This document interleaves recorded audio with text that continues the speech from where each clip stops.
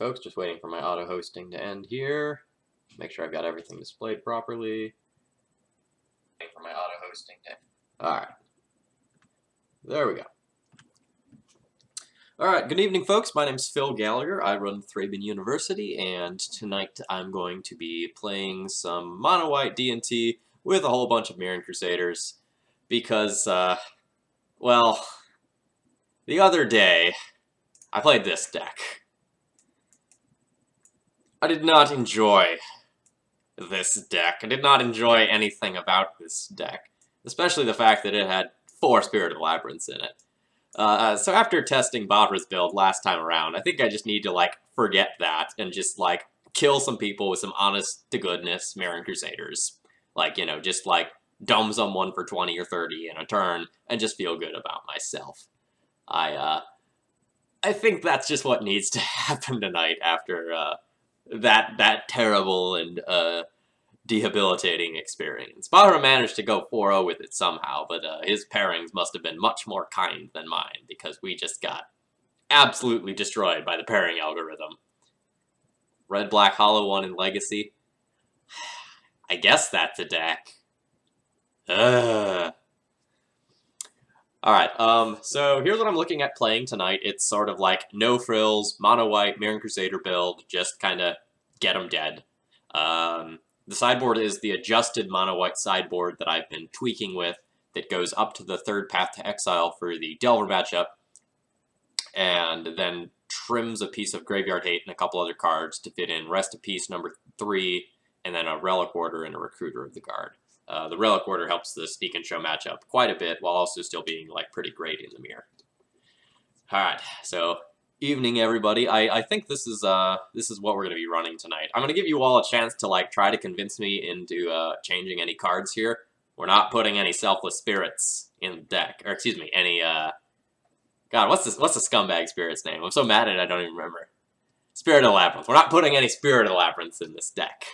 That's not happening. But if you have any other ideas you potentially want me to try, feel free to throw those in the chat real quick.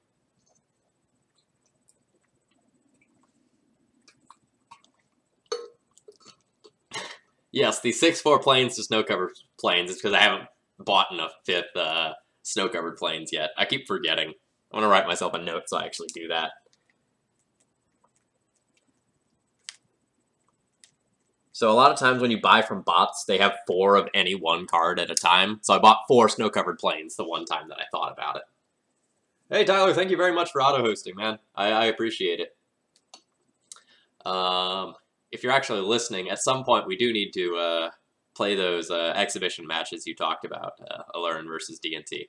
My spring break starts on Friday, so sometime in the next week might be good, but I'll message you about that. Will this President Lincoln convince you to run Spirit of the Labyrinth? We've already established that I am not above bribery, but this is maybe not going to be the Spirit of the Labyrinth tonight. I'm too salty right now for that. Oh, I guess I should also mention, shout out to my friends at Card Hoarder who sent me this sweet water bottle and a t-shirt and some sleeves. People at Card Hoarder are bros. If you need cards, they seem like okay people. I'm going to message them either tonight or tomorrow and see what's going on with my bot and see what the timeline for that is. Because my spring break starts Friday, like I said. I'm going to go to Greensboro for an out-of-town trip over the weekend just to, like, dick around and play video games and eat sushi and such. But then most of the next week I don't really have plans, so I'll probably stream quite a bit. I'm hoping my bot is up at that point so that I can go and play all the sweet decks that I've promised to play. Allurin's a tricky matchup, like, legitimately. There's a lot going on both sides. There's a lot of moving pieces, and most of the games end up being, like, mid-range deck versus mid-range deck. And it's like their value train versus your Mirran Crusaders, and you see which one gets there first. A lot of times you could lock a game 1 scenario up with like a Mother of Runes on Sanctum Prelate, but they have a bunch of Dreaded Knights in the sideboard, and those are super annoying.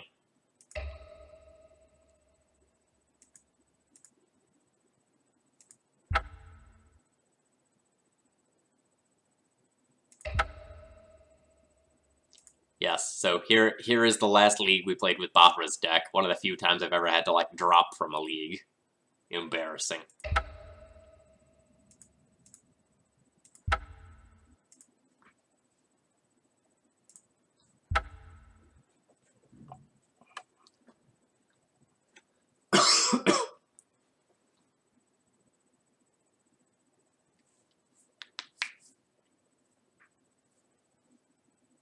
Yeah, I know Basic Planes. I have no idea how he did that.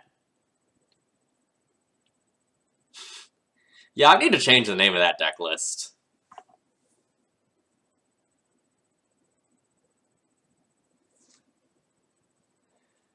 Marsh Casualties is a hell of a drug. That card is rough. Playing against Papa Dukes. Our hand looks great.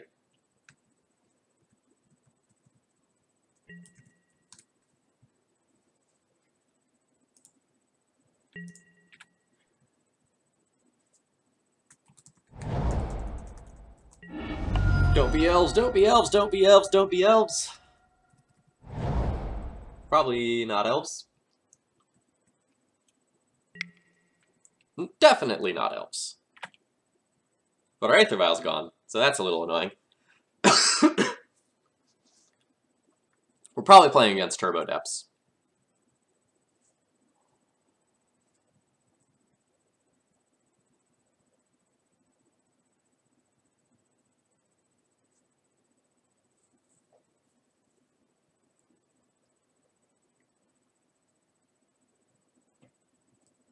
There's always this moment of doubt when my opponent has a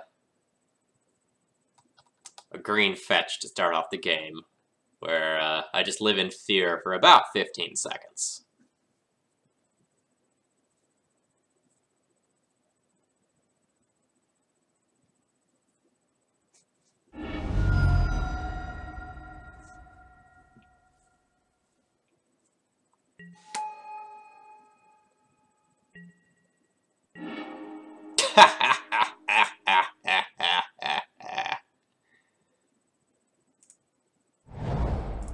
Drawing like a god.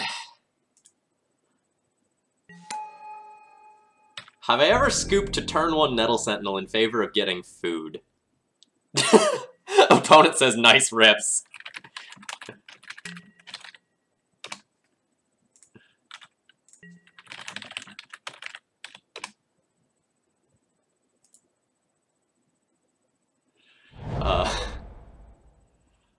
I've scooped way earlier than I need to elves. Because my track record against it is very, very poor.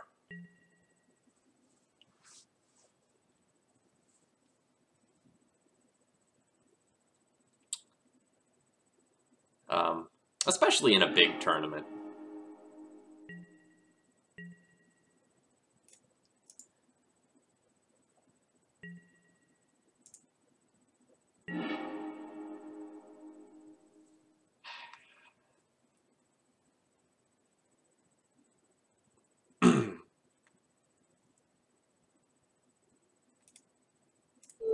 Would you like to show me a crop rotation, sir? You would like to show me a crop rotation. Deal.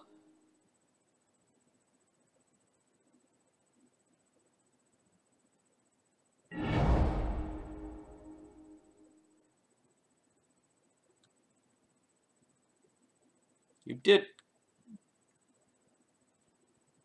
Okay. You did get a Dark Depths before. So that's interesting. You just, like, trying to bait me to get this one? Or do you have, like, Urborg and Hexmage in your hand?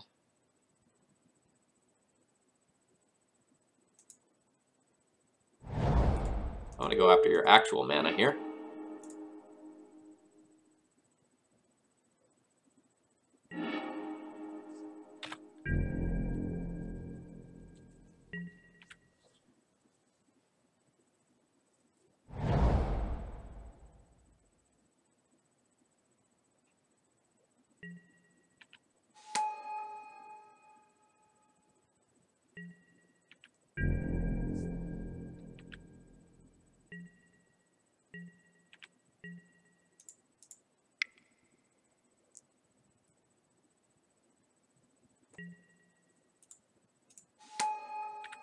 I have a real choice about whether or not I want to put this Revoker on Vampire Hexmage or Lotus Petal.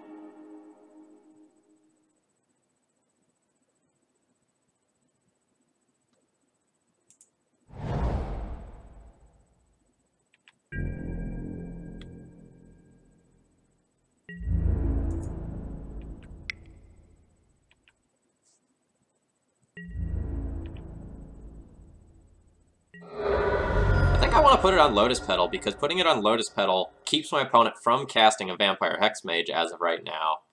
And it also just keeps them from just using, like, drawing Thespian Stage, putting Thespian Stage into play, and immediately being able to activate.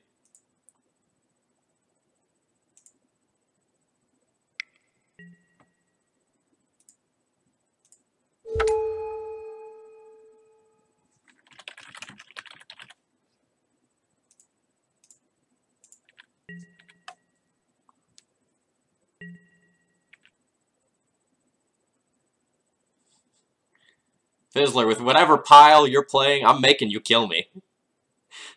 I'm making you do it. Hey!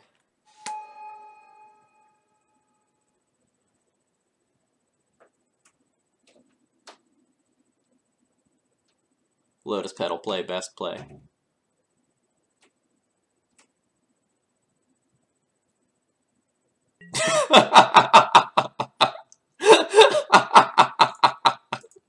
Opponent just types, I blew it in chat.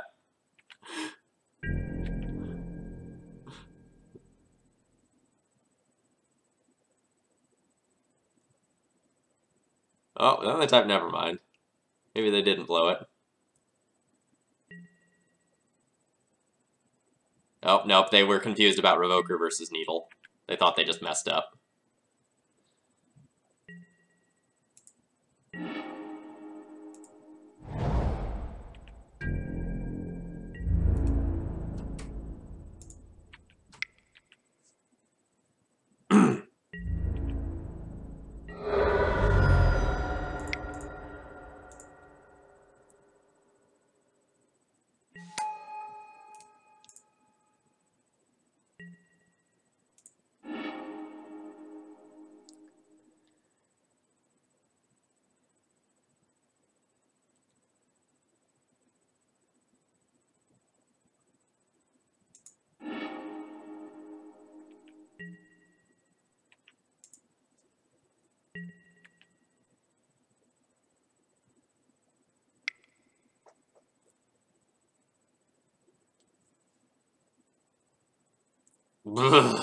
Doomwake Giant.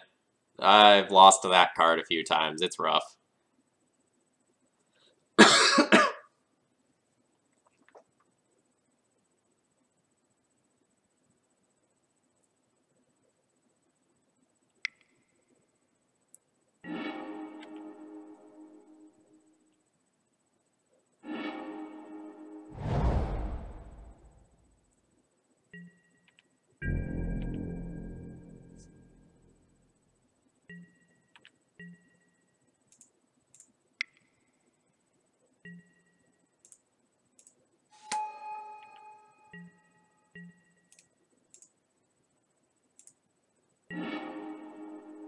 So I have 4, 5, 6, 7, I have 8 damage right now, or I can just attack for 6, put my opponent to 6. No, I should probably just attack for the full 8, that way Mirran Crusader gets there through Merit Lodge the next turn.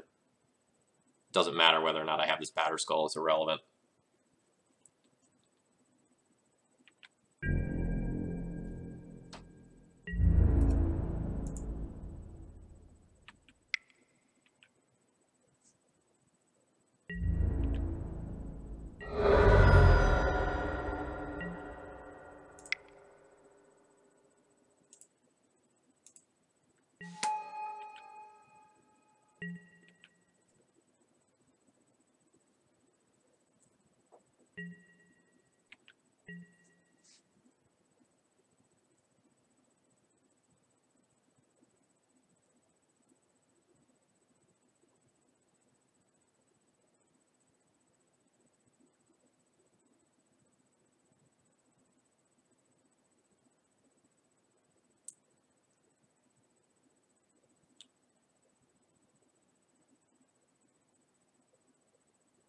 Opponent should just have no outs to Mirran Crusader when at 4 life.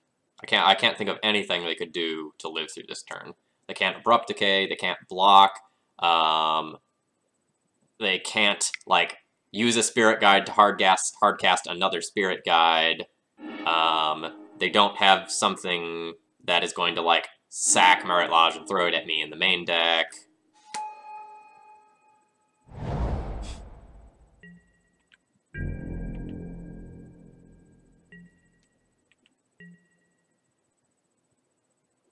Yeah, they're just dead. I know they're dead, so I'm just taking a moment to, like, 100% make sure there's absolutely nothing they could have.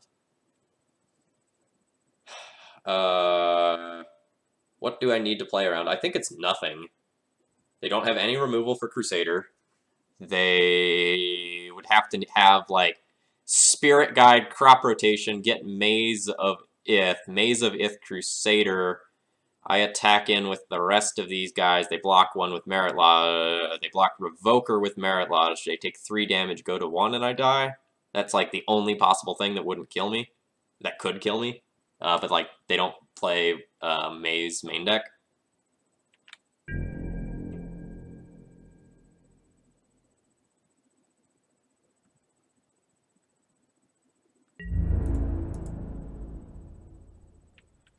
So what do we got? Alright, opponent just making me kill them. That's fine. No, they don't play Glacial Chasm either.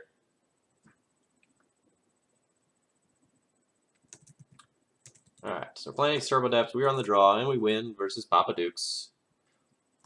So game 1, get very aggressive and take my opponent off colored mana. If I have time, I'll talk a little bit more about some of my lines that game. Alright, let's talk about what's good. Path to Exile. Great. Canonist, playable. Relic Warder, great. Recruiter's fine. Council Judgment is fine. Let's talk about what's not good. Usually I board out most or all of the equipment package. The only time the equipment package actually does anything is if you use it to get to 21 life so that you can't die to a single hit from Merit Lodge.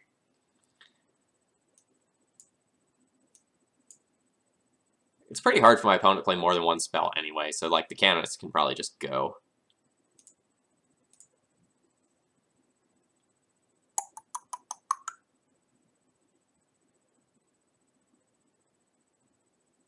Yeah, this looks great. So, to talk about some of my lines in the previous game, I got very aggressive with attacking my opponent's colored mana.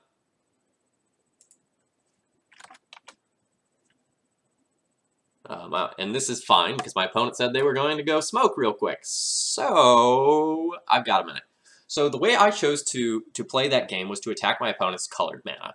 I wasted a Bayou, Lotus Petaled my opponent's, Phyrexian Revokered my opponent's Lotus Petal.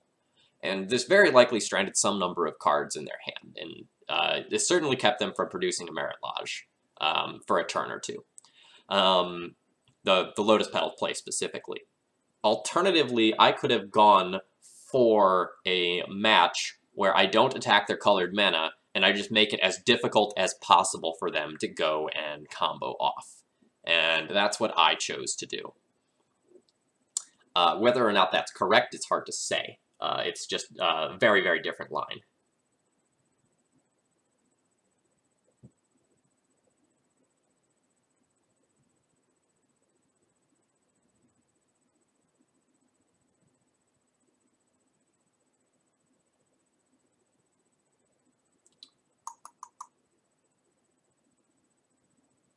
Yeah, thank you for banning that person.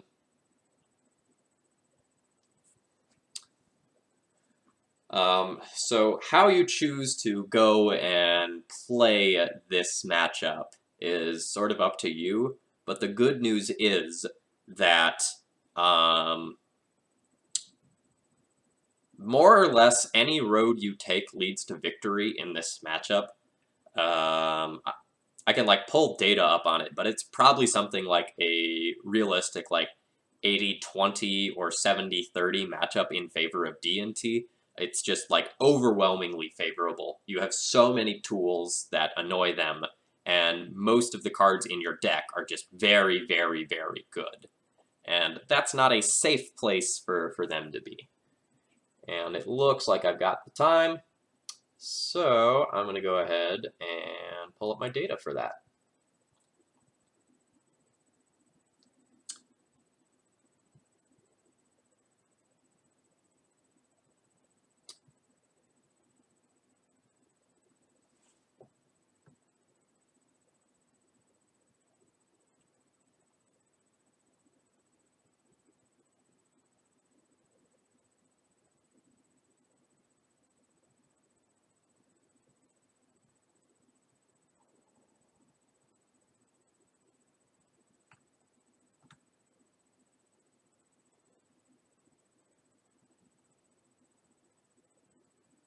My data set's super small for mono white. Let me look at red white.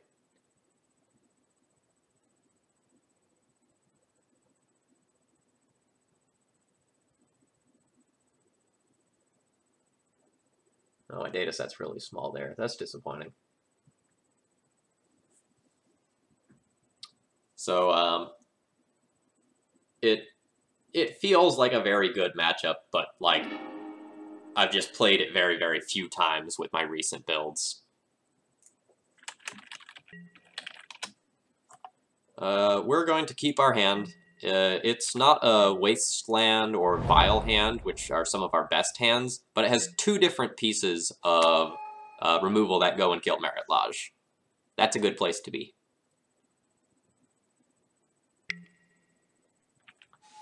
Alright, so now my Wastelands are going to get Pithy Needled, or maybe Ether Vial.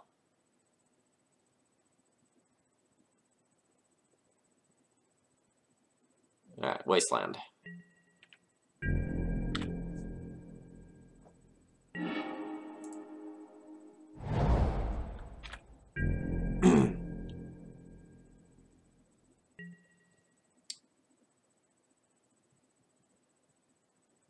Uh, 12 post can be a really hard matchup. I have not played against that a ton. Do you mean like the blue-green Cloud Post deck? Because that deck's kind of scary. It's way scarier than like the 12 post Eldrazi decks. Those, I feel like that's a decent matchup. But the like blue-green Eldrazi deck just produces so much mana and has so many threats at different mana costs that are non-creature cards, or that are creature cards, that it's a little frustrating.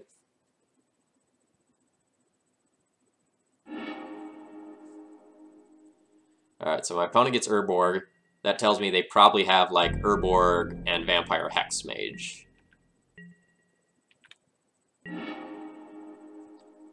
So, keeping that in mind, we're going to go ahead and just, like, play this out and name Vampire Hexmage. Because we're ripping like a god.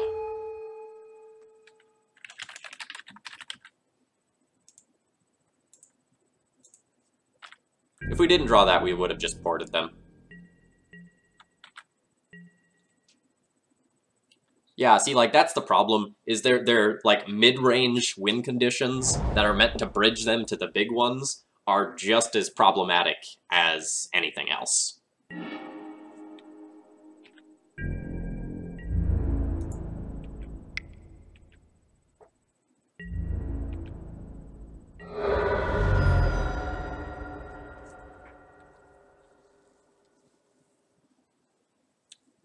In terms of a clock, I really want to play out Mirran Crusader this turn, because then my opponent's on a 3-turn clock. But if they have a Spirit Guide, I just die to Merit Lodge, so I don't think I can afford to do that.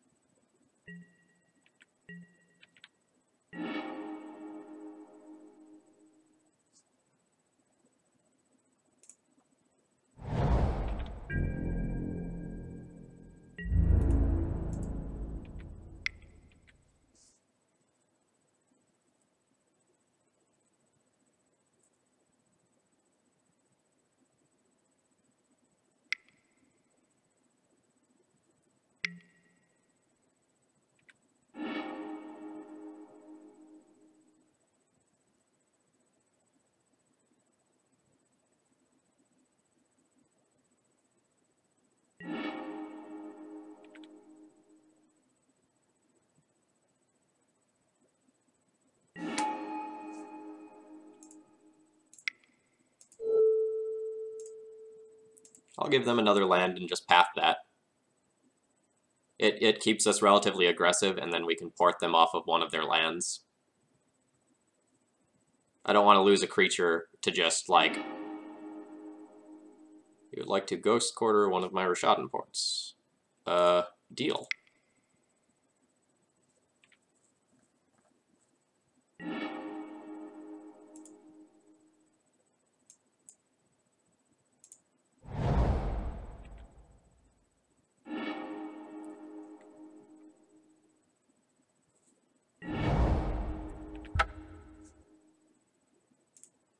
I don't really know why that play made sense.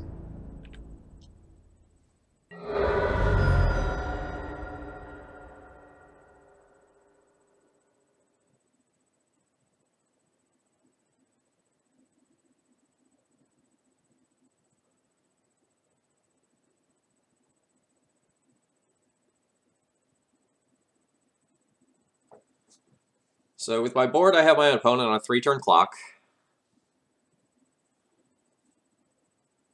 If I play the Crusader, 4, 7, 8, 9, it's a 2-turn clock. If I play the other Flicker Wisp, it's still a 2-turn clock.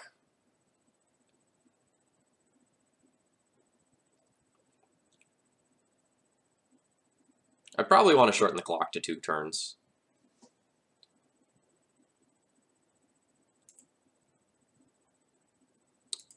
Sorry, I'm stupid. I can't play the Crusader.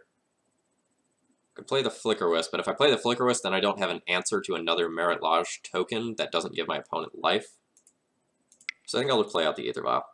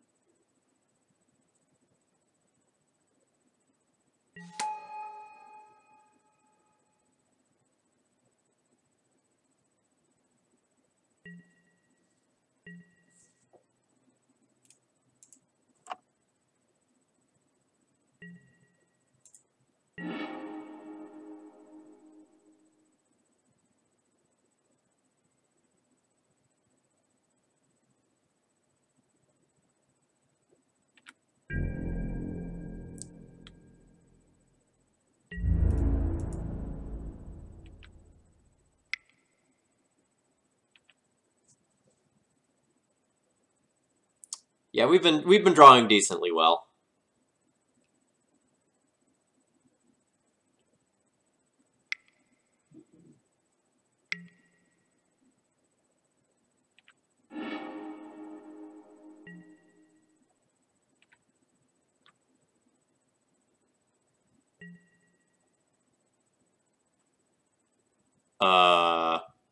What?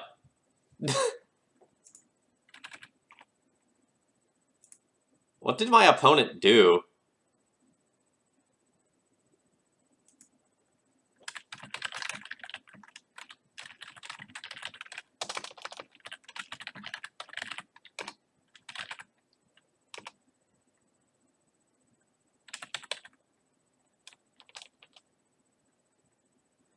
So my opponent says, I just had my kid talking to me. They reveal a hand of Sylvan Scrying and Caracas. And I'll reveal my hand, which was pretty nutty. Yeah, he did keep the wrong depths. So he went Thespian Stage copy, keeps the wrong depths, the one that still has ice counters on it, just due to a missed click.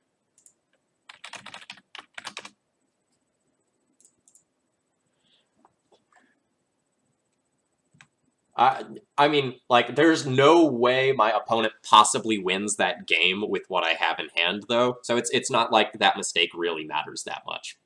So, like, that turn, they lose 2 lands to try to make a Merit Lodge, and I would have to, like, do the math again, but I probably swords it, then play Flicker Wisp post-combat, Flicker Wisp my Flicker Wisp to Flicker Wisp out one of their lands, crash in for 8, tick up Vile, put Crusader in, double port them the rest of the game. Like, we're real done that game. I have no worries about dying, and it's a very good matchup anyway in the first place. So game 2, have it all versus opponent.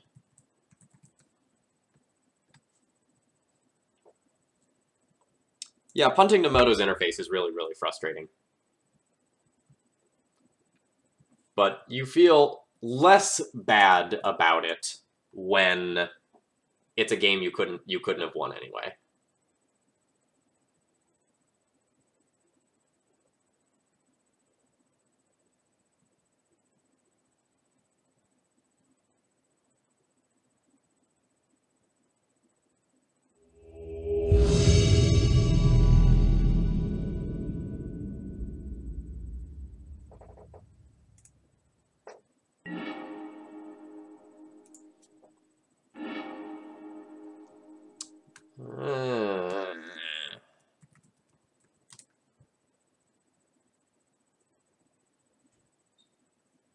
So my opponent plays Loam.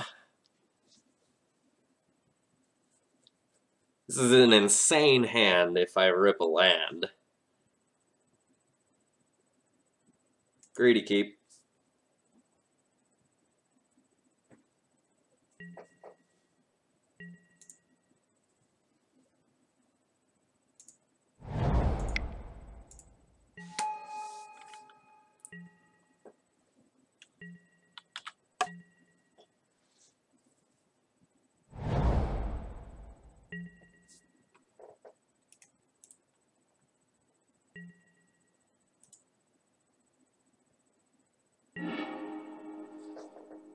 Alright. Miss on the land. That's fine. Drawing Thalia is still pretty good.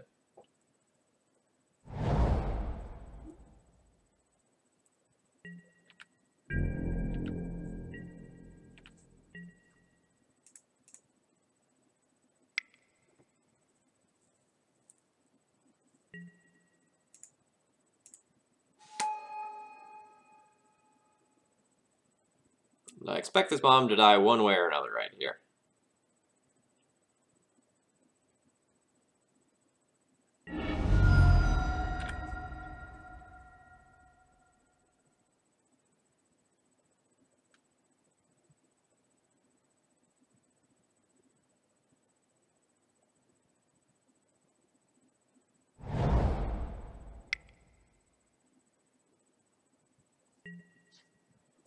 Yep.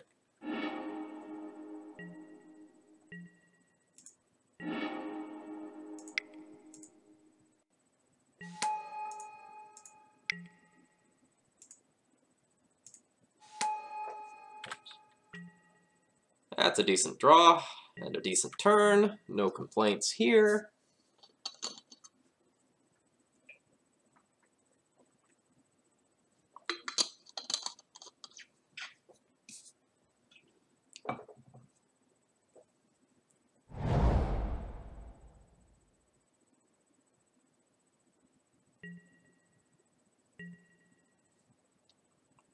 So my opponent doesn't wasteland me, so I kind of want to just tick this vial up now and get super aggressive and try to kill him.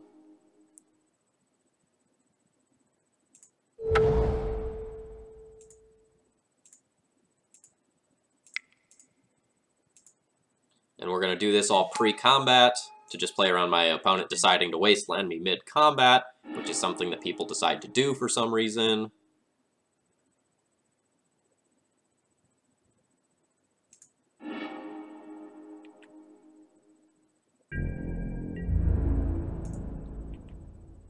Yeah, I'm honestly a little surprised that my opponent let me keep the Caracas. That might mean that they have, like, some 2-mana play that they need the 3rd mana for.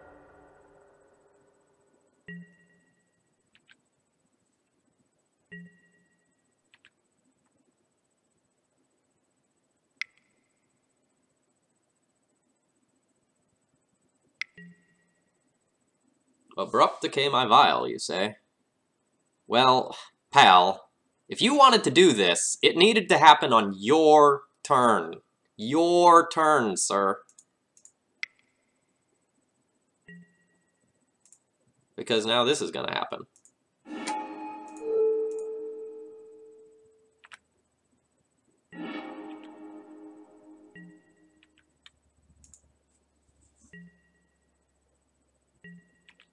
And now they probably have to wasteland me to keep me from putting this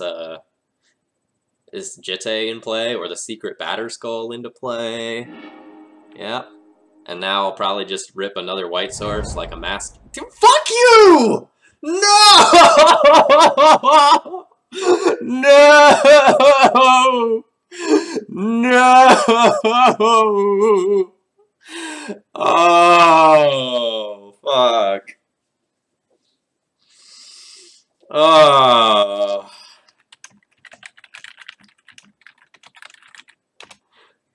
Ah. Jeez.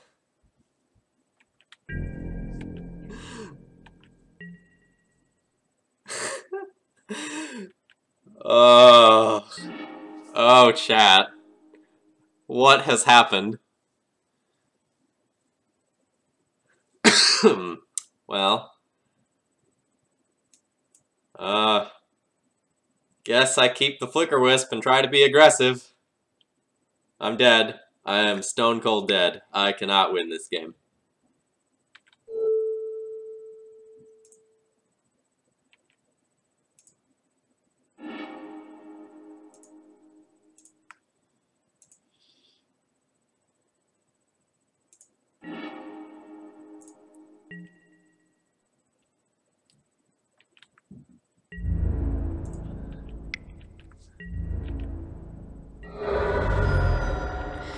What a beating.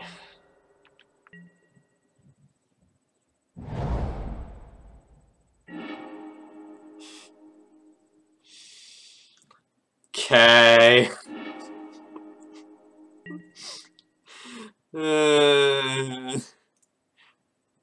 Chat, why? What did I do to deserve this?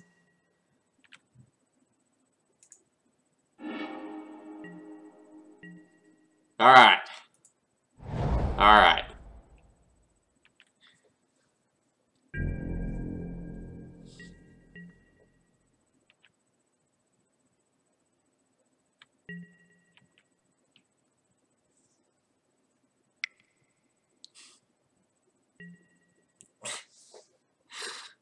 Ugh.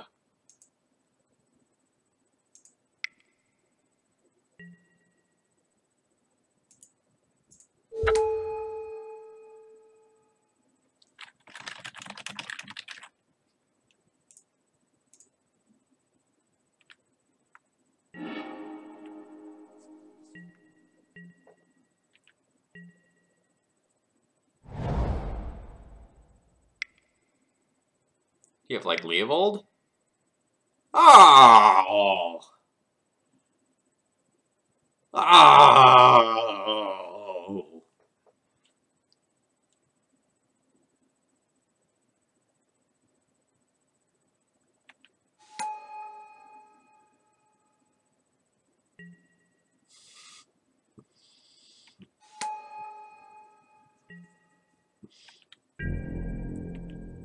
Well, the good news is, I don't need to wasteland the Tabernacle this turn.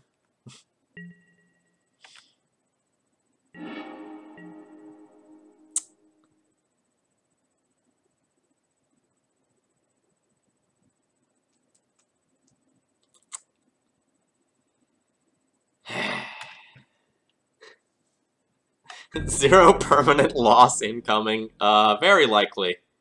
Very, very likely.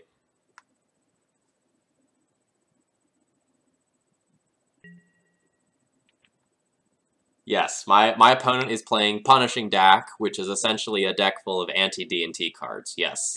We're probably going to lose this round. It's a very hard matchup. They just have infinite removal and a bunch of Planeswalkers.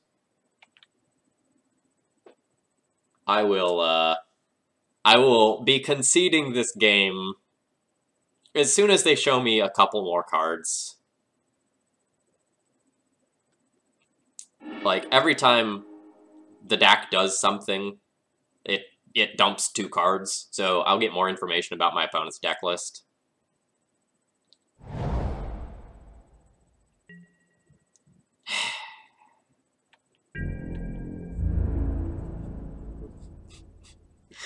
Oh, this is shameful. Yes, they're playing Punishing Dack with Tabernacle and with black, and it's working. And they're wastelanding my wasteland just because that's how far ahead they are right now.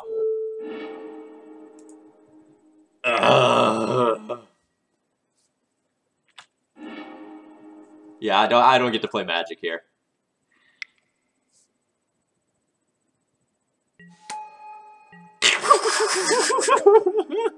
All right. That's enough. That's enough. I'm done. No soup for me. No soup for anyone. No food for anyone ever. All right. So what was going on there? We were on the draw. No, we were on the play, and we lost. We lost to Stacks. Game 1 loss to Tabernacle. Ugh. Look, I'm not even mad. I'm not even mad. I respect what my opponent is doing fully. Like, they want to beat fair decks, and by God, they're gonna beat fair decks.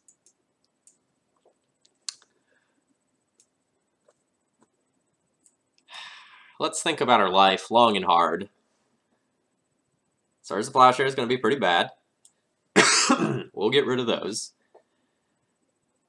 Equipment and Phyrexian Revokers are kind of liabilities. So, is there any way that I can just, like, sideboard out 10 more cards and just get rid of all of this? No, there's not. Okay.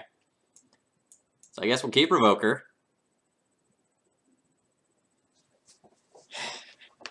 God, the Stoneforge Mystic package is so awkward, but I don't have, like, good cards to bring in.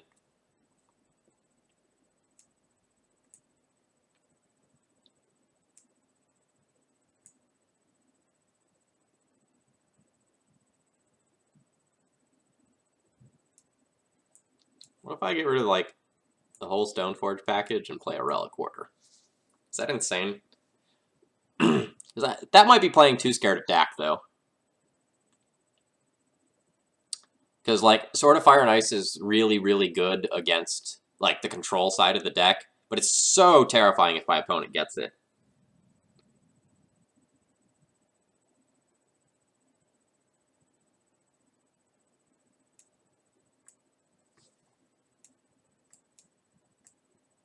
Maybe we'll keep 2 Stoneforges and the Sword of Fire and Ice.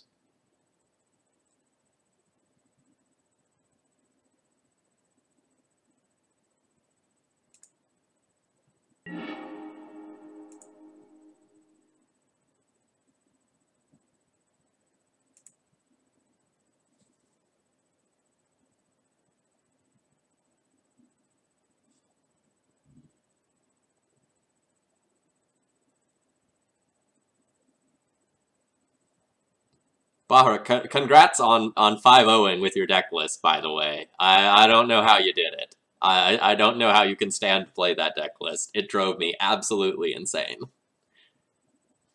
I hate Spirit of the Labyrinth, man. I hate it with a passion. So, what are the odds that the opponent goes and boards out good cards to make this a fair fight? Great question, great question. Well, they mulliganed to 5 to help us out already, so they're doing their best.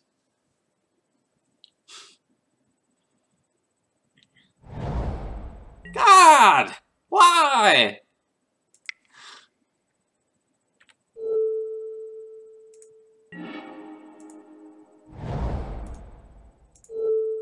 No.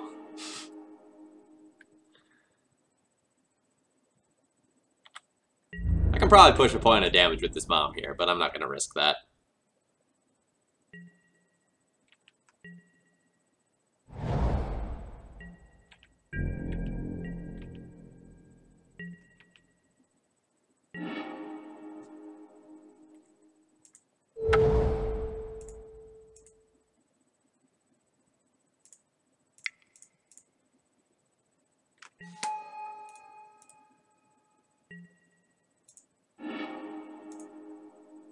In before my opponent has multiple Tabernacles in their deck.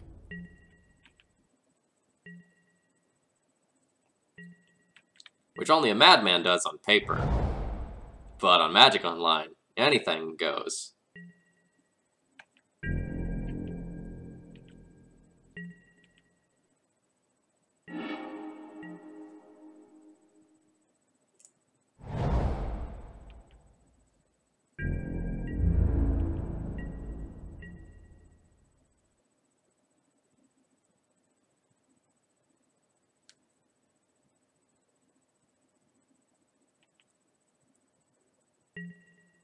There was some merit to just, like, attacking with Stoneforge Mystic, playing Mirran Crusader. That way, if I rip a land, I can just go Mirran Crusader and equip in the same turn.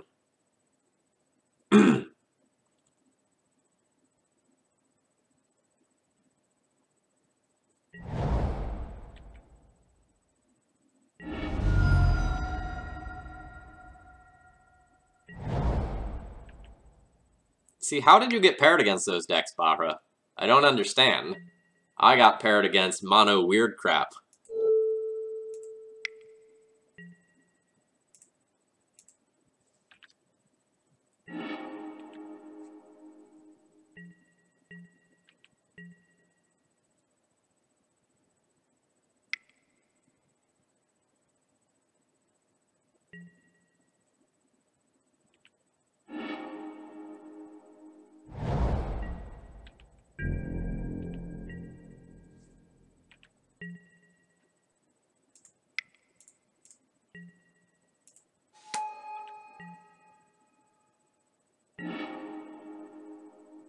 Yeah, alright, punished for not playing the Crusader. Also probably punished for not, like, playing out my mom the previous turn. I could have, like, played mom with my 3rd mana that I didn't use. That was a mistake on my end.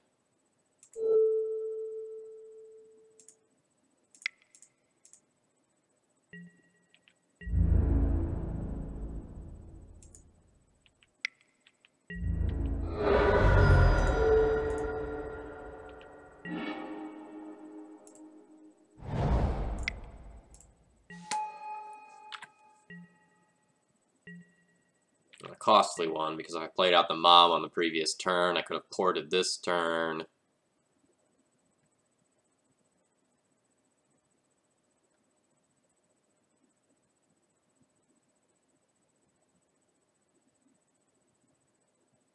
Yeah, see, when I played it, I got paired against, like, elves and red-black hollow one, and the deck just had no game against a bunch of the random decks that I played against.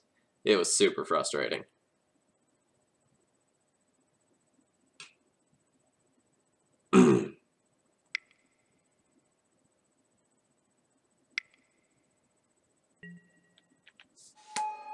Yep, super punished for not playing out that mom.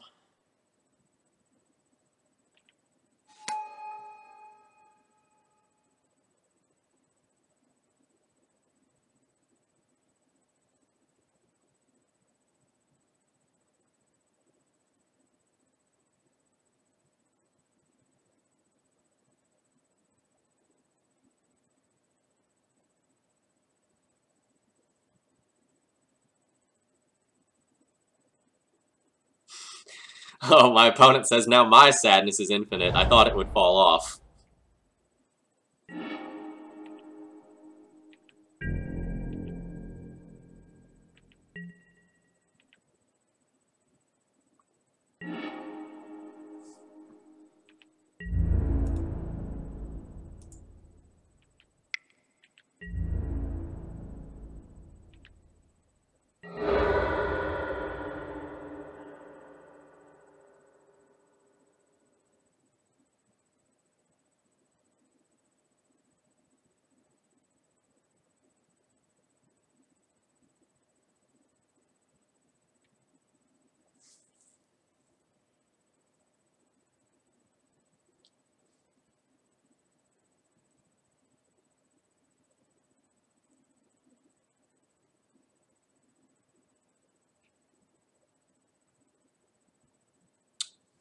Probably need to put a real clock into play. I probably need to play the Crusader here.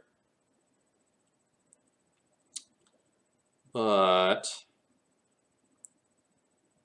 playing a Prelate or a Rest in Peace is a more impactful card, probably. Like, if my opponent draws a Grove, then they kind of get to, like, draw 2 cards.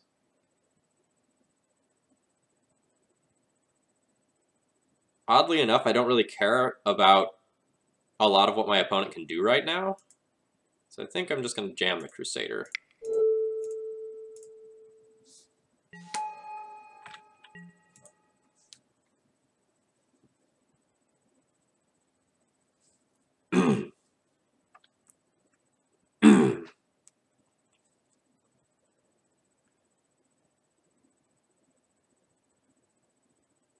Yeah, I will get punished for a deluge, but if my opponent deluges, they have to deluge for 4. So that's okay. And then if they deluge, I just go and like follow up with a prelate on 2 and or Rest in Peace.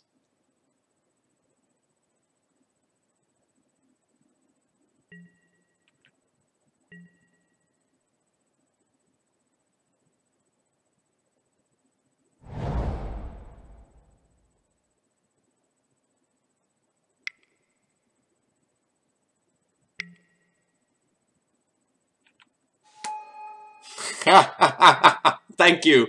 Thank you for blowing up this sword. Oh my gosh. That makes my life so much easier. Oh, great. Great, great, great.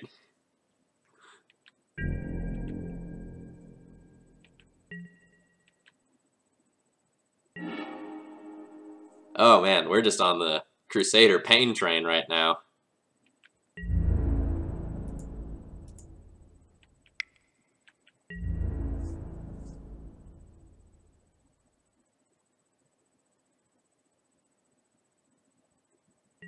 Deal. Trade.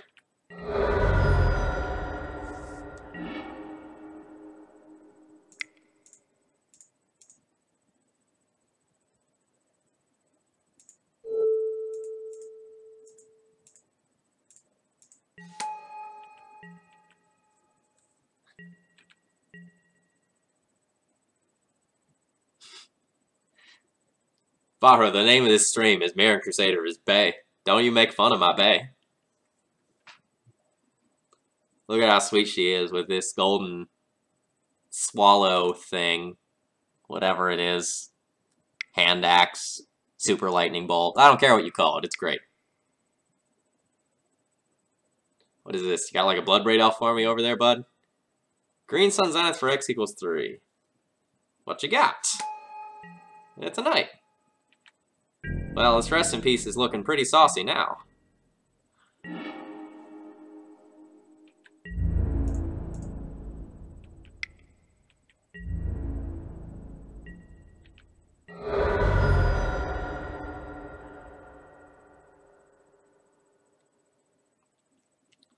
Or do I just Council's Judgment this so my opponent doesn't have the opportunity to go and search up some stupid land that shouldn't be in their deck?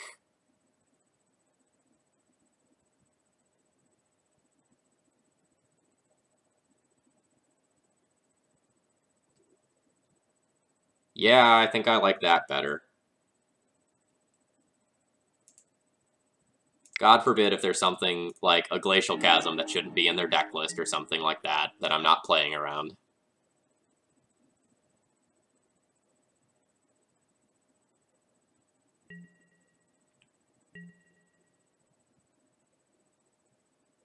I don't think I have to get so aggressive as to like make the random mom attack in. I think I've got it locked up either way. When my opponent shows me jank, I'm not above there being more jank in the deck list. Like, heaven forbid I lose to something like a Gut Shot or a Slaughter Pact because I tapped that mom. Like, I just think I have no reason to tap the mom and just go for the kill there.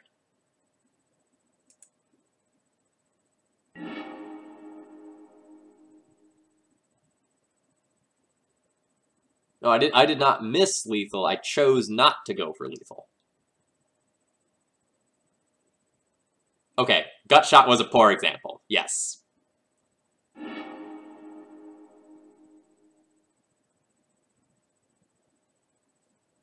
Oh, well, this hand is super awkward.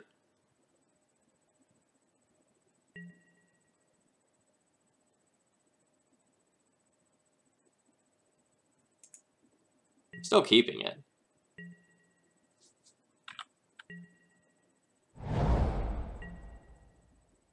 Hey, Tetraverse. I'm gonna lead on this Caracas and hope that it gets wastelanded.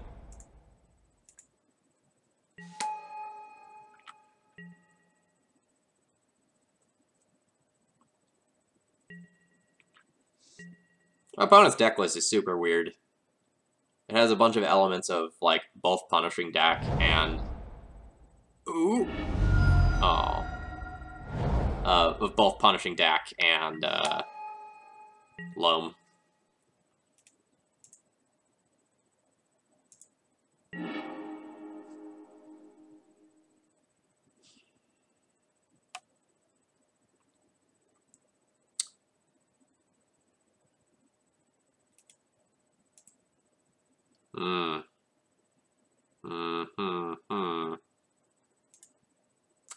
That Bob's a problem, chat.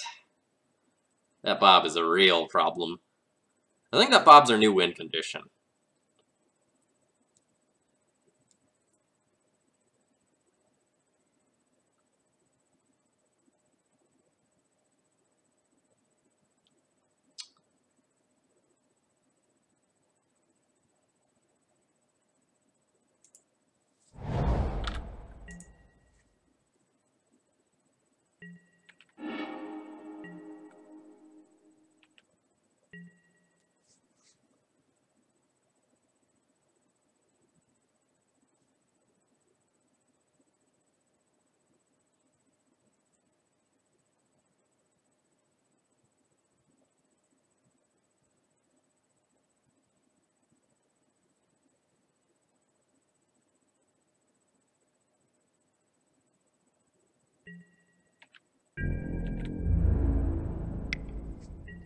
Snap! Going for the block.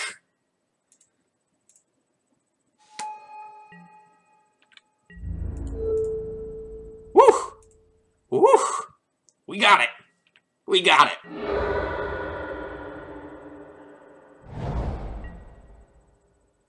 Barrenmore. Okay.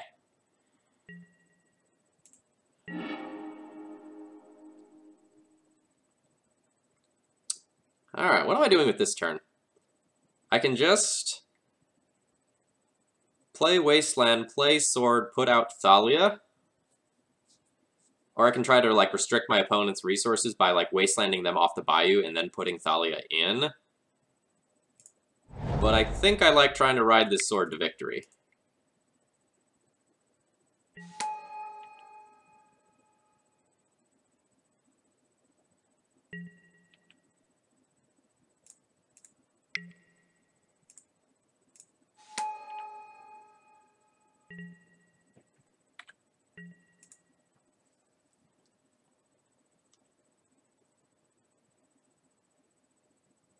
Yes, dear opponent, thank you for making a misplay that turned this game from, I think, an auto loss into a, like, very potentially strong win.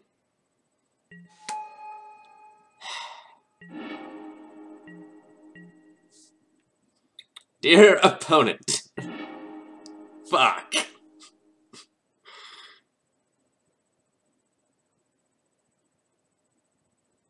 Alright, so I guess this is a...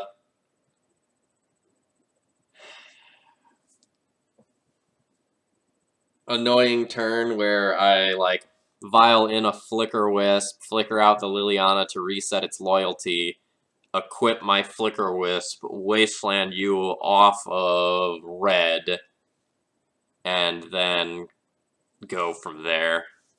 Doesn't feel the best. But I don't have mana to, like... My alternative is, like... Well, actually, maybe the alternative is not so bad. The alternative is waste you, port you, then Flicker Wisp out the Liliana.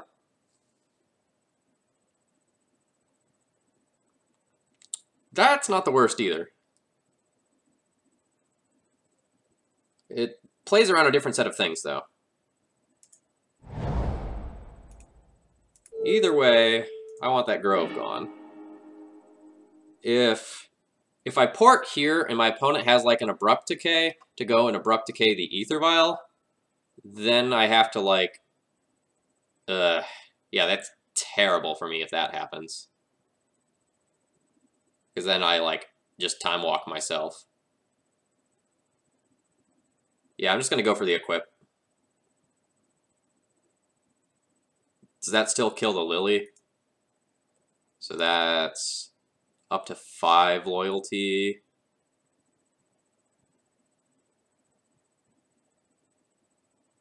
No, that wouldn't kill the Lily then. Alright, I'll put myself into a situation where an Abrupt Decay really stings.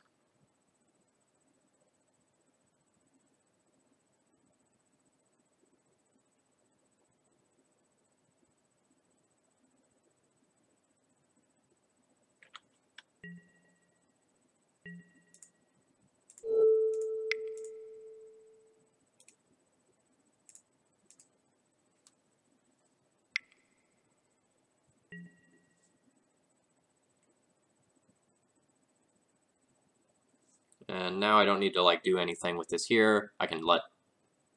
Ooh, no, the Lily could just minus, so I'll flicker out the Lily right now.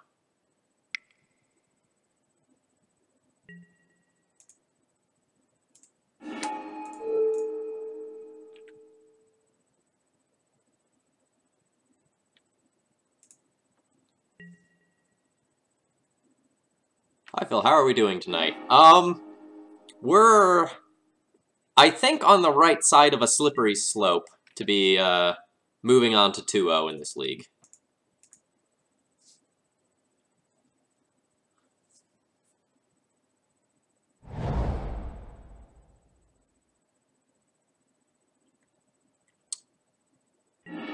Alright.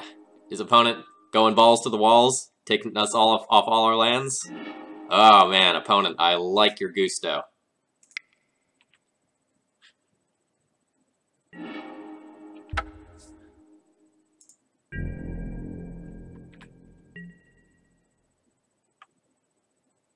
I really respect my opponent going for this. It's a, you know, very dedicated line to take, with huge upside.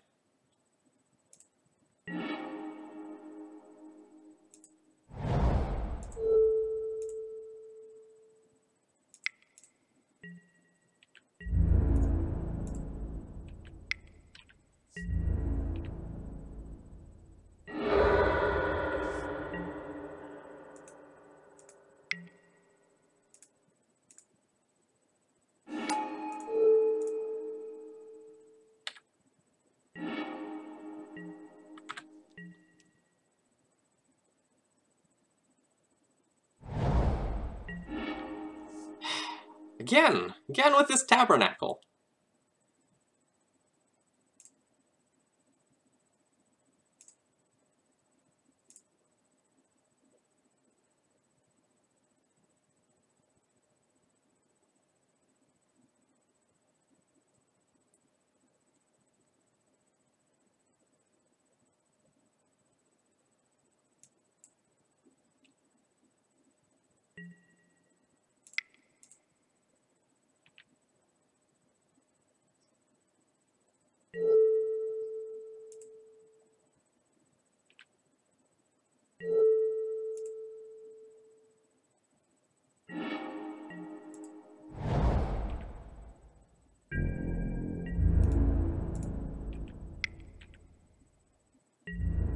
Clearly misplayed by playing on Caracas. If I draw a Wasteland, I want to be able to use that. I didn't. But I'd still rather have the Plains in play than the Caracas.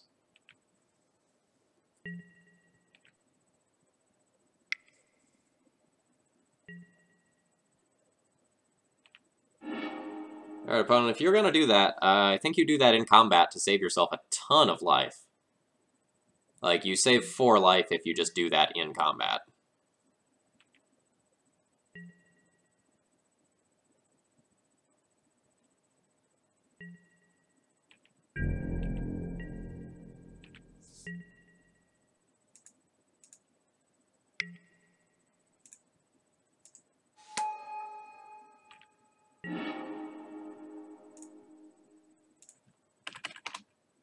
Alright, opponent says GG.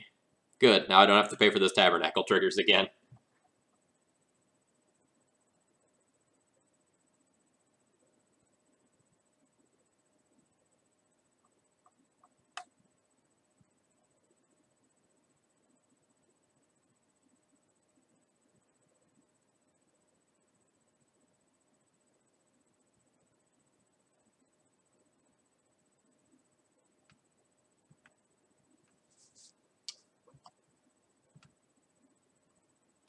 Alright, so game 2, win with multiple Flicker Wisps. Actually, honestly, game 2 win was with Mom as Ambush Viper.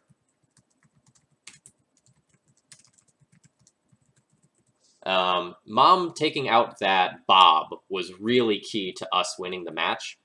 Because of how I had sideboarded, and like not having enough information about my opponent's deck list, I went and like boarded out all of my removal. So if they had sat back on that Bob, it just would have drawn them cards for the rest of the game, and I probably could not have beaten that. So it works out very well for us. Opponent also took a couple of weird lines. Like the timing of that Golgari Charm was very unusual. Because like the only other... Okay, so I guess if I have another Flicker Wisp, there's a world where like I try to Flicker Wisp at their end step or play a post-combat Mom, and like they can maybe tag one more card, but I think the 4 life is way more important than like the potential but questionable value line.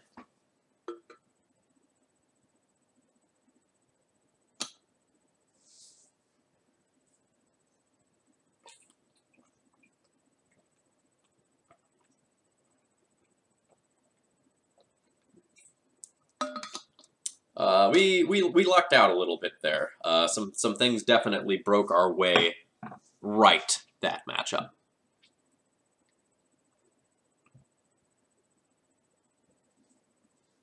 Sorry, pardon me for 1 second.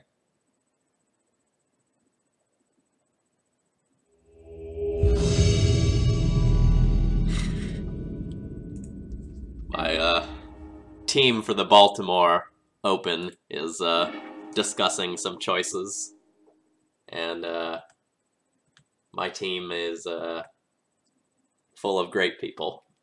I love them to death. Fighter of the night, man. Whoa. Alright, opponent's been playing 4-color control. I'll keep this. It's not the greatest hand. But we're going to have 3 pieces of equipment, and we'll kind of hope that that gets there.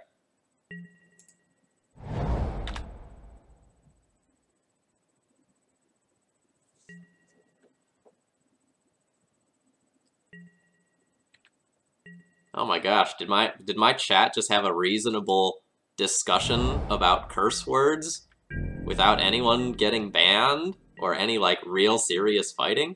Good on you, chat. Good on you.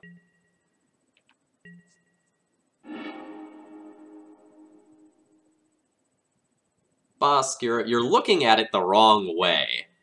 I have people who play Standard so that I can play Legacy. My standard player is Mike Kirby. He plays aggro Loam in Legacy. When I ever actually get around to writing my Loam primer, he'll be the one that I test against for that. And my modern player is one of my roommates, Harley Cox.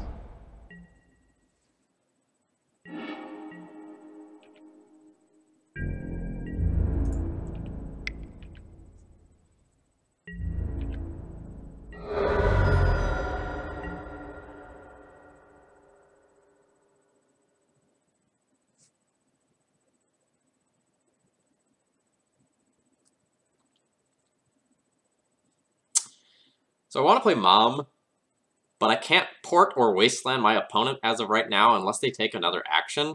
So that's like a super bad use of my mana. So I think I'll just Stoneforge and hold up Wasteland.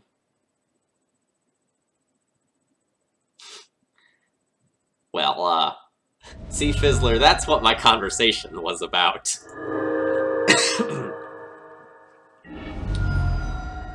Alright, so there's my opponent trying to force and realizing that they need mana to do so. Hopefully they have a basic, because otherwise I will literally blow up whatever land they fetch. Alright, they have a basic. Or we're not gonna force.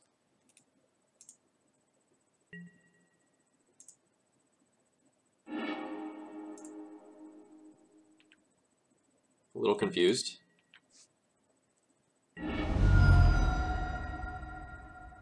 You have a second basic? You do have a second basic. Look at you! Look at you, buddy! You have Fatal Push my Thalia? Yeah, you do.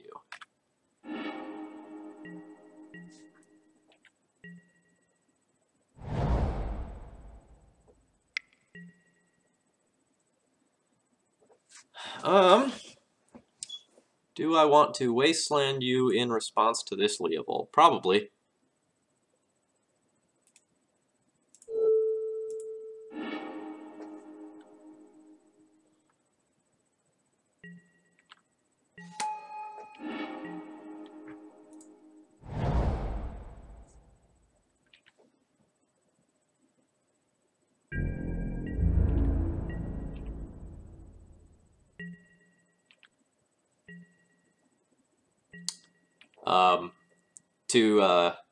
To just kind of finish up on the team open thing, my roommate was talking about testing some potentially questionable things, and my standard player Kirby responded by saying something along the lines of, "I'm sorry, I think autocorrect got you. I think you meant to say you'll be playtesting more Affinity." You would like him to Turok me. That's tricky.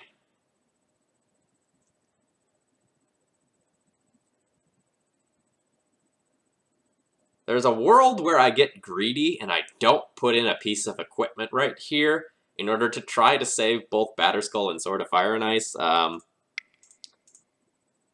not going to get that greedy. So I'm going to play this Batterskull and hope that my Sword of Fire and Ice sticks around.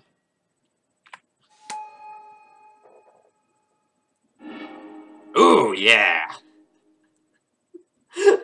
Yes! Alright, we didn't spike the land to just make it absolutely insane. So, like, the most insane line, just, like, to talk about the hypothetical, is put in nothing, somehow keep both Batterskull and Sword of Fire and Ice, Leovold attacks, I, nugget with Batterskull. But, that's me just living in, magical Christmas fantasy land.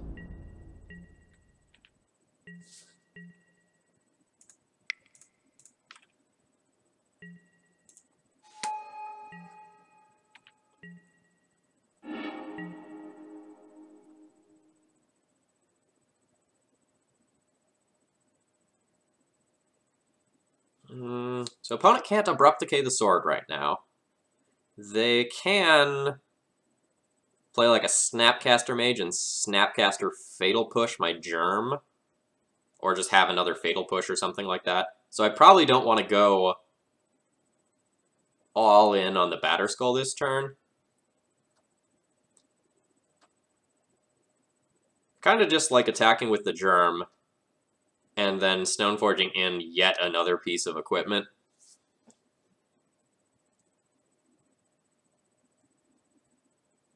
That is the definition of greed. Yeah, you're not wrong. I'm just saying it was a hypothetical. It's something I could have done.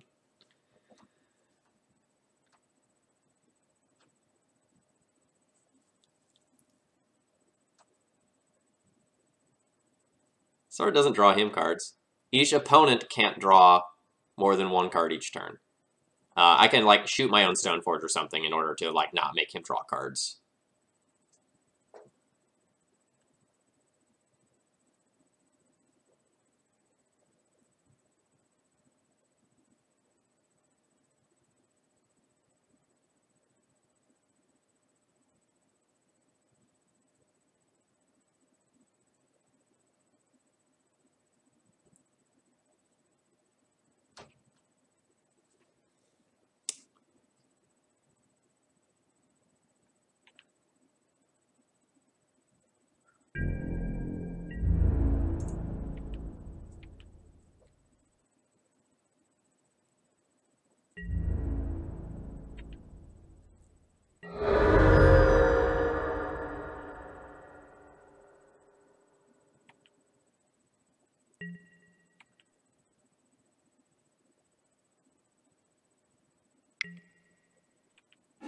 Sure, you have a Snapcaster Mage. You'll Fatal Push my Germ now.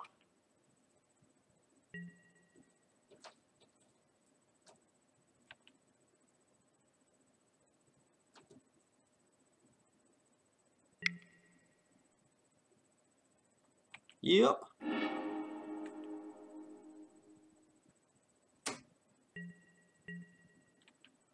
I can also just bounce my Batter Skull if I want.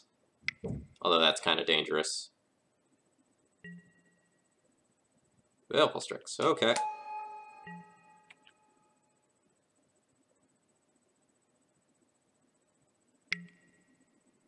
Would you like to Inquisition me? Well, you're gonna get my Mirran Crusader.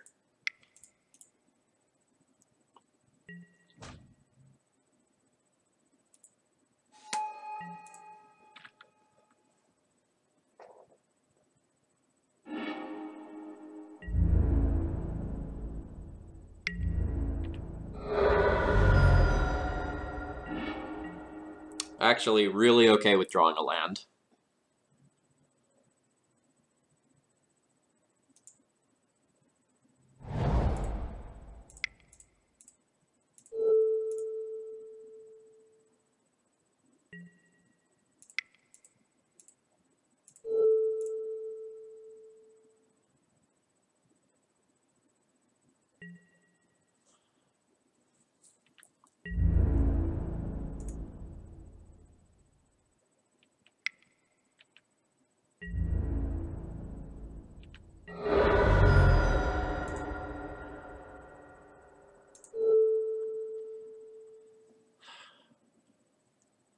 I can give them a couple of cards to get the Leovold off the table.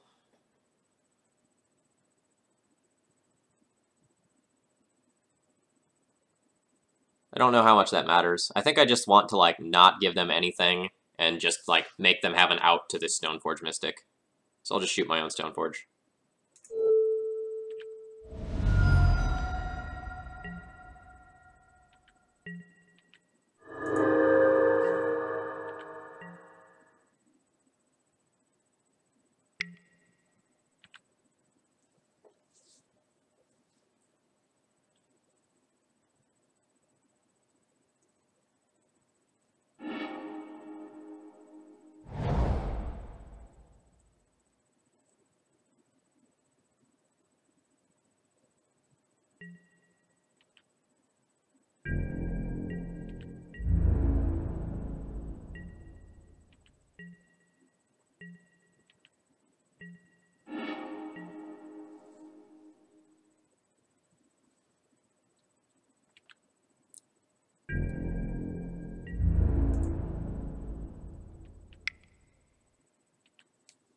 So this feels like my opponent has an Abrupt Decay.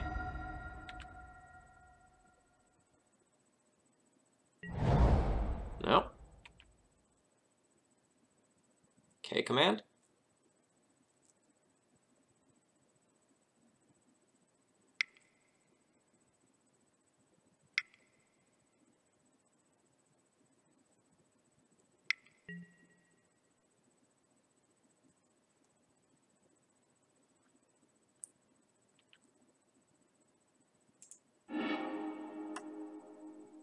So how many counters do I have in this JIT? I have 2 counters.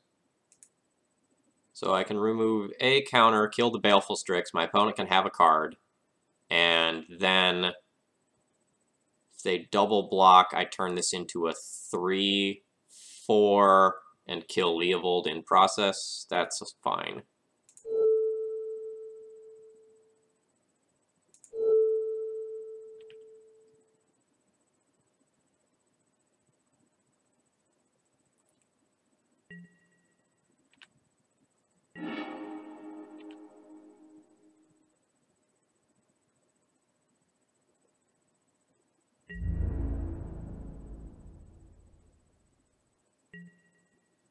Alright, opponent just choosing to block with Snapcaster Mage. So I'll pump.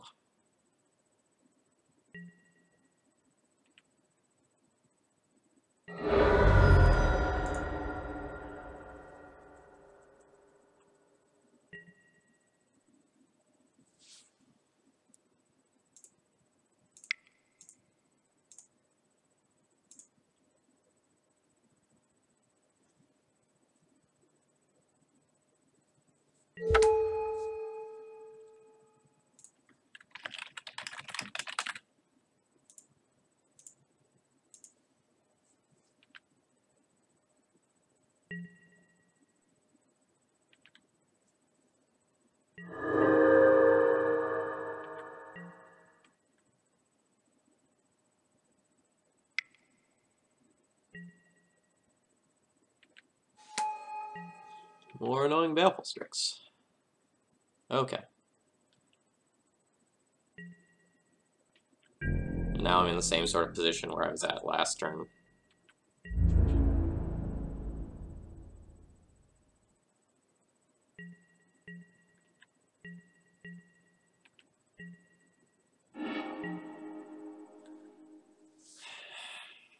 That'll do. So if I Swords Leovold, it puts them to 7. Well, one way or another, I think my turn's starting off there.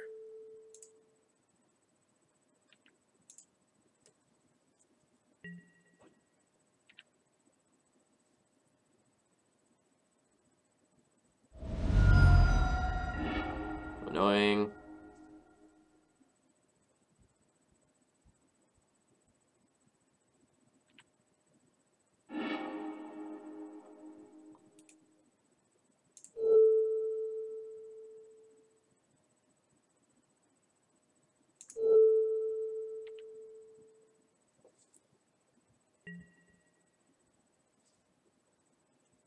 Oh, great. Were you the one who posted on Reddit?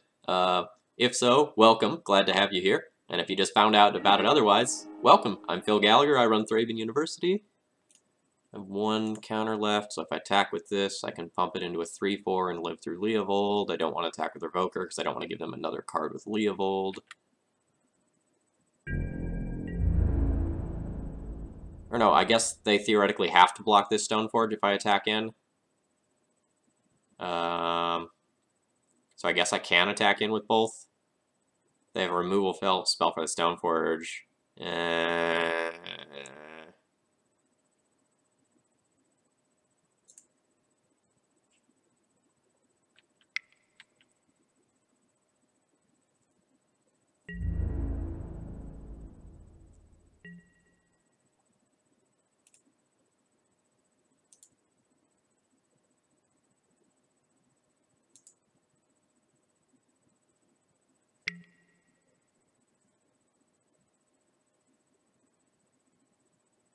Alright.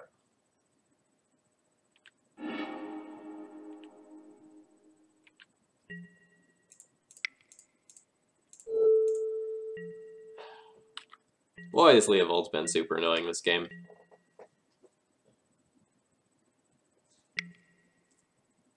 I don't think it was incorrect to not remove it, but the way this game has sort of panned out in the last couple of turns, I really wish I would have.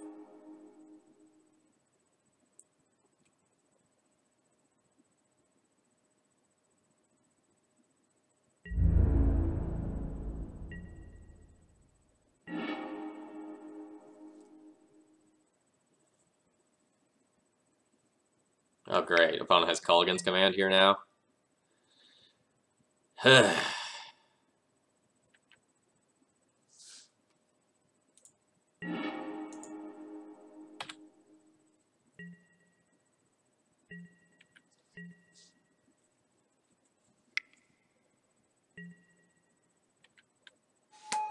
Alright, well, everything's crap now. Because, like, no longer is just, like, bouncing the batter's skull and deploying it afterwards just a valid line.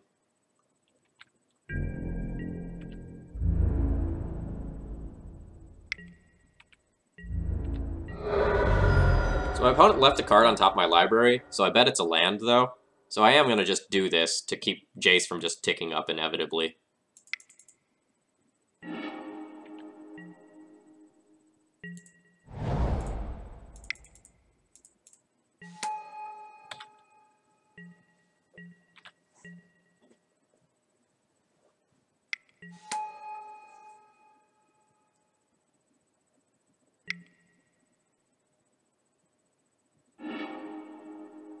Yeah, so I'm probably losing this one now.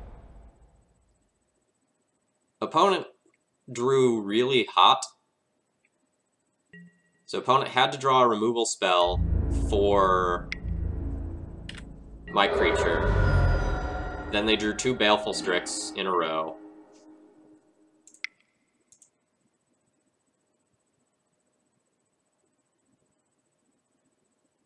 Then they got 2 Culligan's Commands. So I still don't feel like my decision to not remove Leovold was wrong. Again, just feels real bad in retrospect.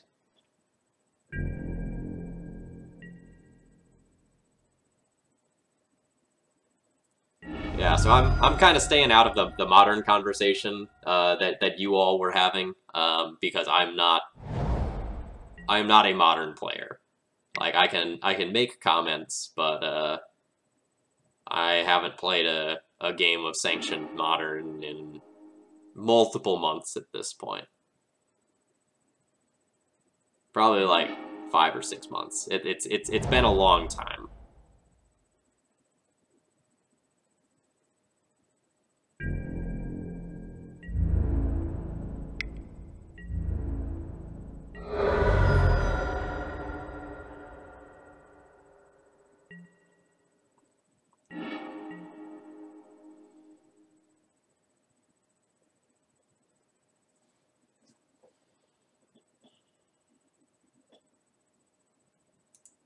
Oh yeah, no problem, Sir Sethers. It was easy to respond to.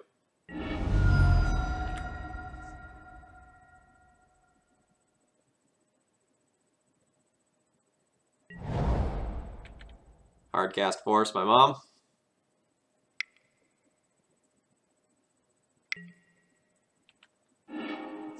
All right.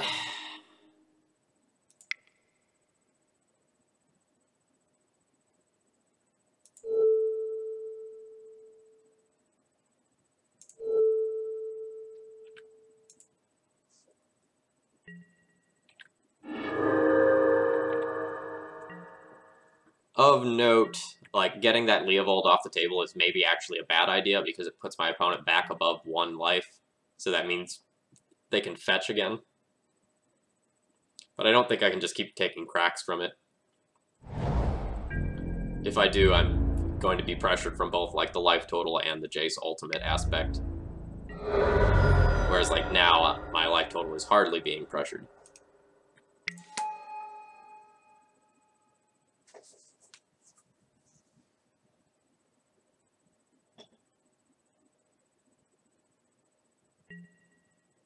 Yeah, like, if you don't have regular sanctioned Legacy events, or you don't have Moto, then, like, Modern is a great alternative. But if you can play Legacy all the time, I don't know why you wouldn't. I realize that, like, statistically speaking, like, Modern is a super, super, super popular and well-liked format, but I just haven't enjoyed it.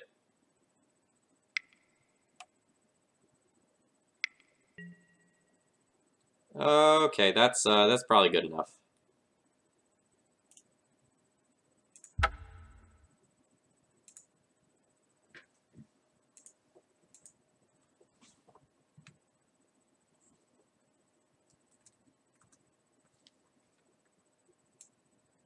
Conceding for clock there, rather than, like, being 100% dead.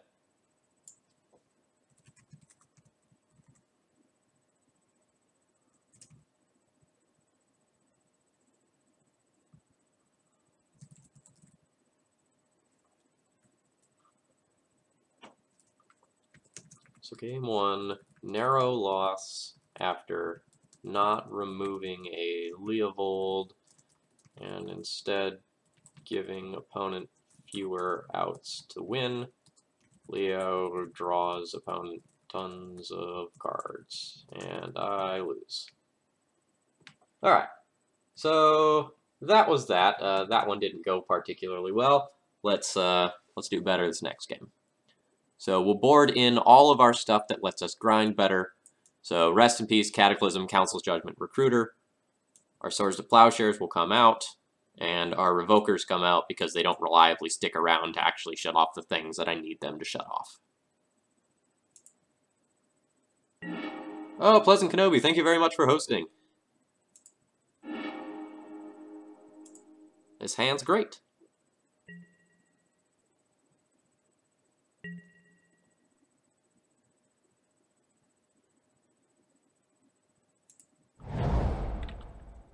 Fetchmaster, Leovold? Don't know exactly what moment you're talking about off the top of my head.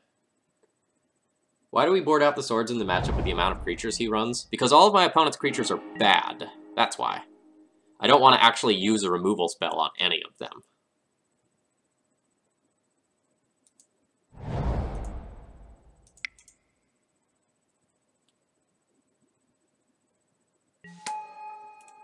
Like, you don't want to use a removal spell on a Baleful Strix or a Snapcaster Mage or a Leovold. Like, in all of those situations, you are on the wrong side of the value equation.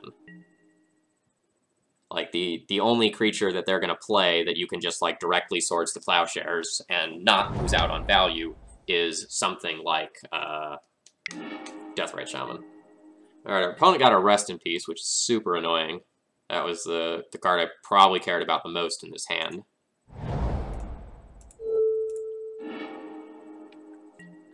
But they had to play a non-basic in order to do so. So hopefully I can just ride this Sword of Fire and Ice to victory.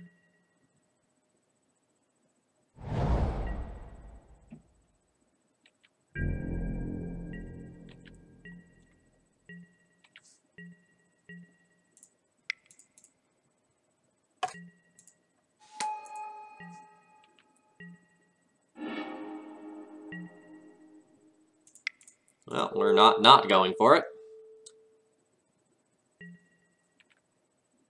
Neat.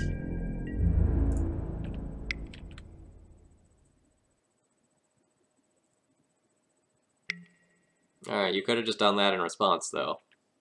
Not give me the hope.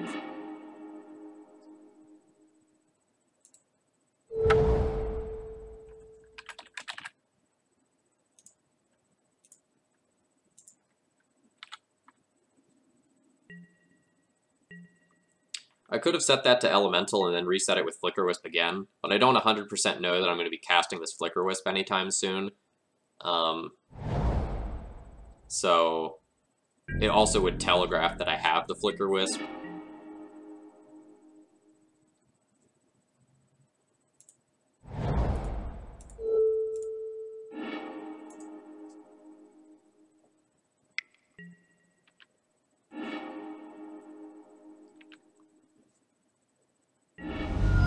Flicker Wisp should have Flash. Who else agrees? Me. I would like that. That would make me happy. It would save my sword from this inevitable Culligan's command right here. Yeah. I'm going to discard this Council's Judgment. I'd rather have the Cataclysm, I think, long term. Although this is a close decision.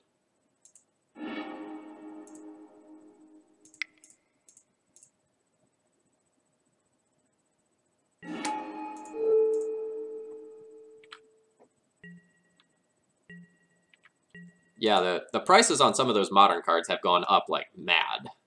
It's insane.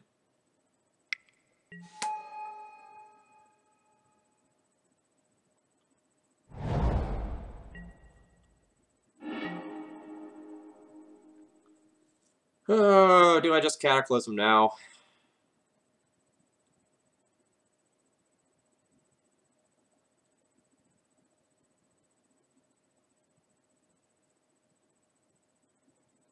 I'm not really in a winning position if I Cataclysm, and I lose 3 lands to them losing their 2 lands. Kind of want to sandbag the Cataclysm for a turn or two.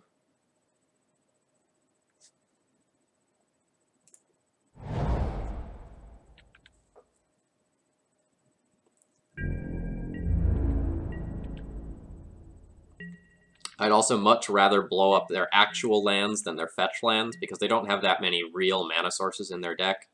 And so, like, if they have to, like, fetch out another Underground Sea, I might just take them off of that aspect of their deck completely.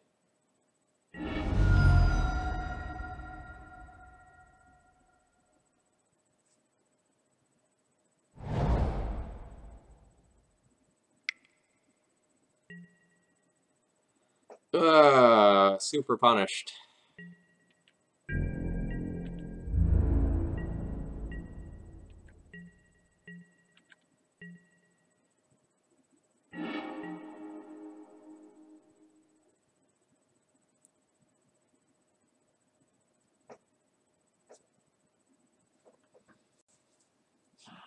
If I hold this Cataclysm and, like, Recruiter for Mirran Crusader, I'll be super salty if my opponent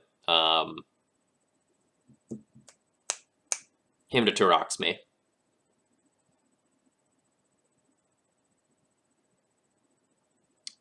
But I don't think I can win if I just Cataclysm on this board.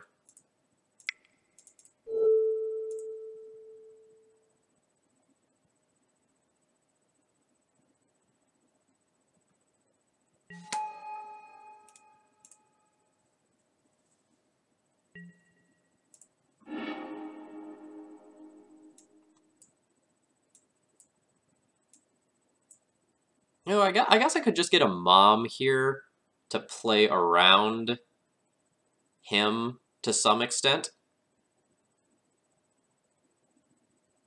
That honestly might be better.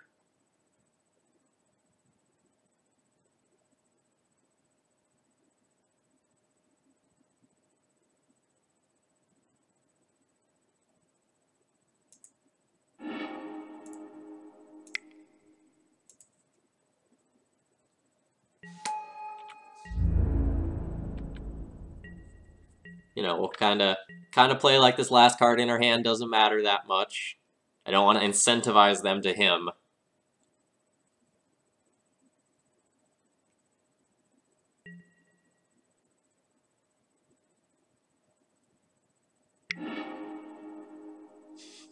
Cool.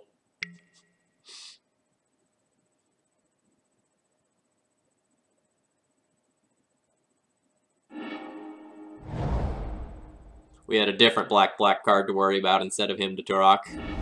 Saw my opponent tapping the mana and I thought it was over.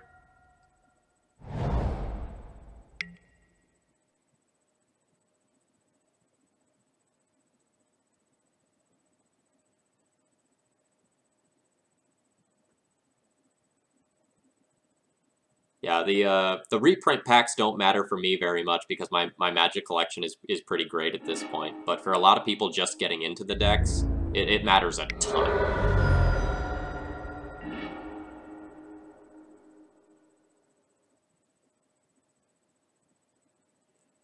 Well, I'm gonna go for it and hope they don't have forced blue card here. I'll still get pecked to death for a little while, and my opponent can like get a lot of redraws and relooks.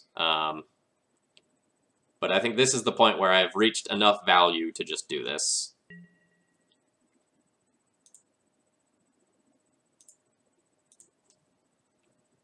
This, to some extent, will limit their ability to work well with the Sylvan Library. If you're curious about what happened with multiple Baleful Strix here, my opponent selects one for artifact, one for creature. That's why they can keep both.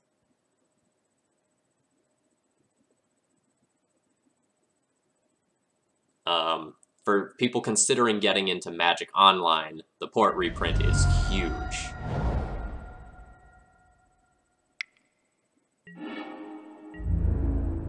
Alright, well, that hymn would have gotten my, my Cataclysm either way, so I'm okay with this.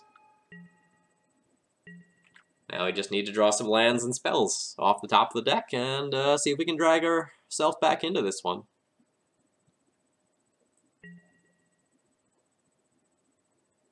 How much can you buy ticks for nowadays? You can usually find people who will sell you ticks for cheaper than what they're worth. Like, the theoretical price is $1, but, you know, you can probably get them for like 95 cents on the dollar or something like that. D&T is also becoming very, very affordable. Do you have any sort of affiliate link for Card Hoarder? What exactly do you mean? Like, I'm just not sure what you're asking, Voxall. Can you just rephrase?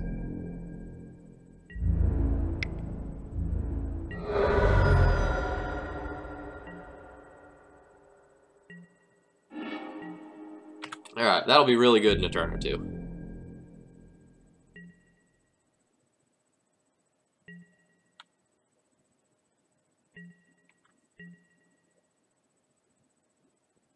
So, Bosk, that was my opinion for a long time as well. How much is Legacy D&T on Moto, Phil? When I bought it last summer, I think it was about 700. It's probably like half of that now. Oh, like kickbacks to me if you buy through like a promo code or something like that?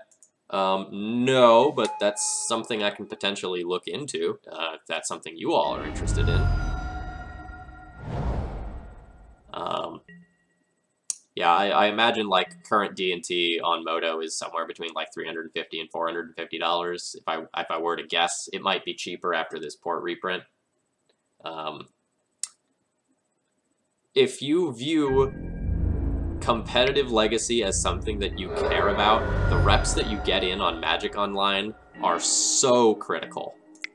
Like, I can't overstate how much the practice I'm getting matters. And, like, my tournament results are pretty good on paper. And with the number of reps that I am now getting, I assume that my paper results will go from, like, being really good to just phenomenal. Because, like, I'm probably getting, like, honestly, twice as much testing as I got in before. Alright, that Deathrite Shaman accelerates things. I really need to draw land this turn for my Crusader.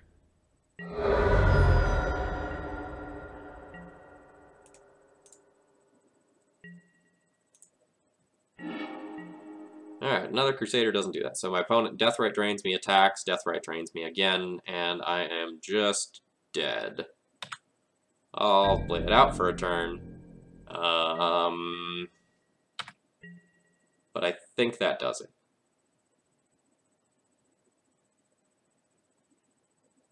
Okay, so about 500 ticks online.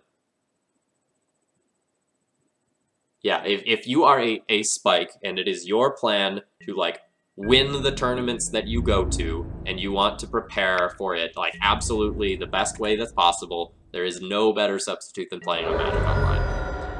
Anyone who just tells you, like, all the opponents on Magic Online are garbage are full of crap. Some of them are, but most of my opponents are relatively competent. And you also get a chance to play against some of the best players in the world, rather than just, like, the best players in your state.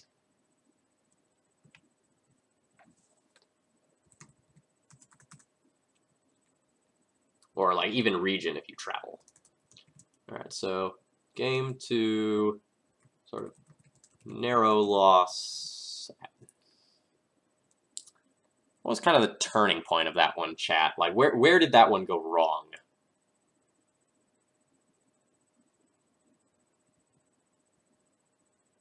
The K command, I guess? Yeah.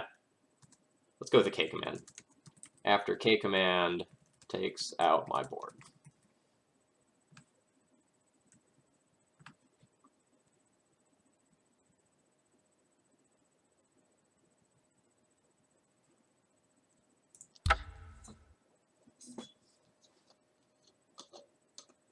Eldrazi and Tax. So, Army of Thalia, if you pull up a deck list on somewhere like MTG Goldfish or MTG Top 8, you can actually get an estimated ticks cost of, like, how much that will cost to build.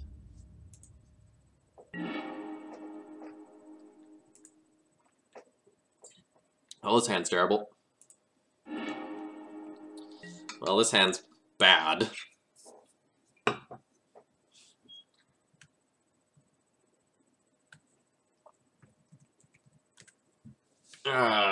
No data on my opponent either.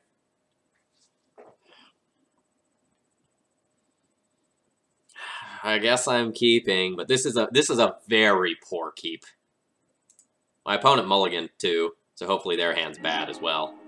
I will keep that land. I absolutely need 3 lands, maybe more, to do anything with my hand.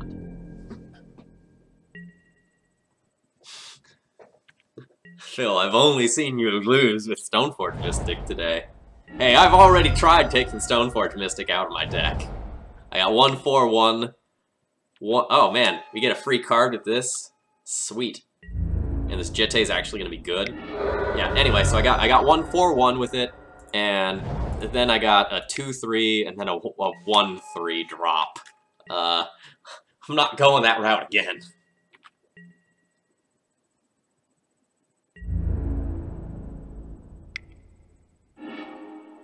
Bahra, take everything that Fizzler says with a grain of salt.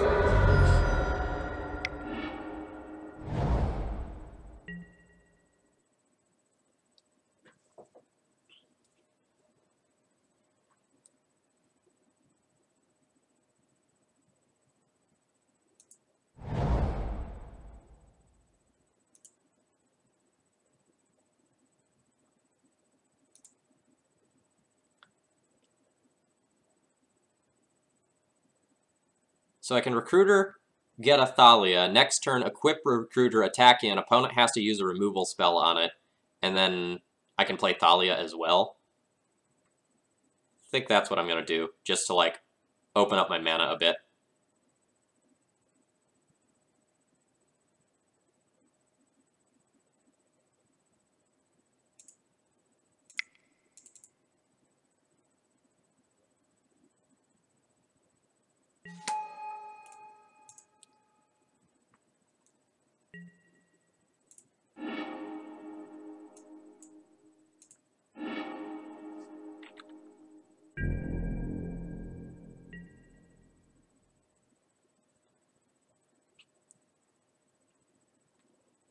Like, if my opponent uses this Rift Bolt to take out this Recruiter so I can't connect with it, that's gained me 3 life and drawn me a card. That sounds awesome.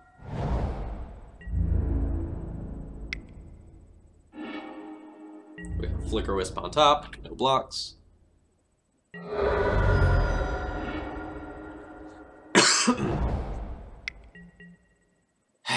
Alright. That's the world I'm in, huh? So how do I best deal with that? I guess I can play Crusader, use that to Stonewall Goblin Guide. No, I think I want to get counters this turn, play Thalia, have opponent remove Thalia, then play Crusader, and then go for lethal with Jete.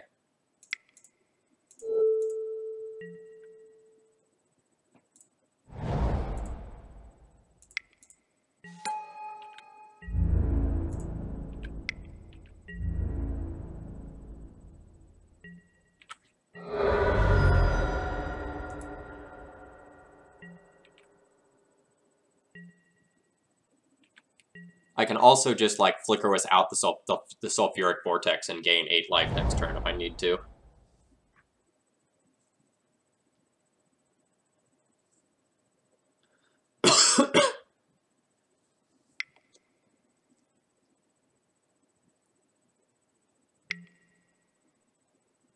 Alright, you price me.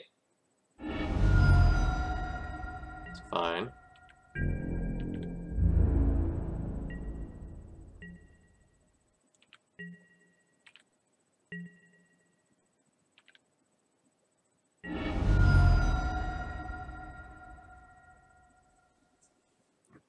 So if my opponent has Fire Blast, I just die to Fire Blast. If my opponent doesn't have Fire Blast, I probably just win this turn.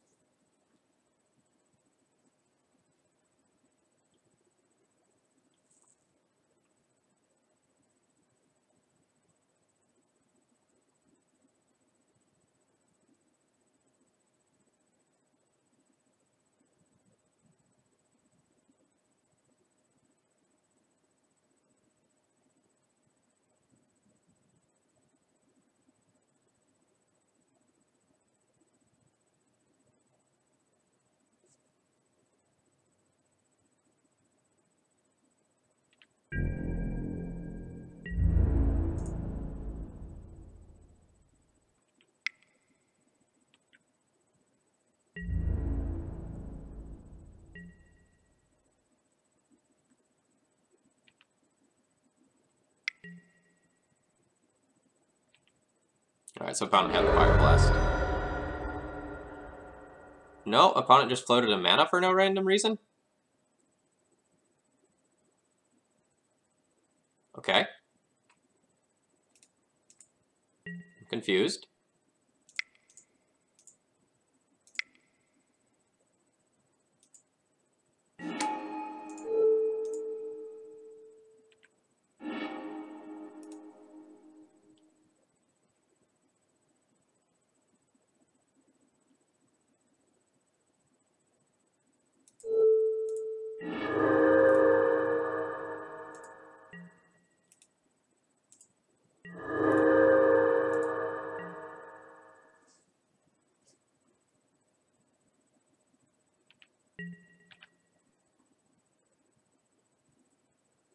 Yeah, Barbara.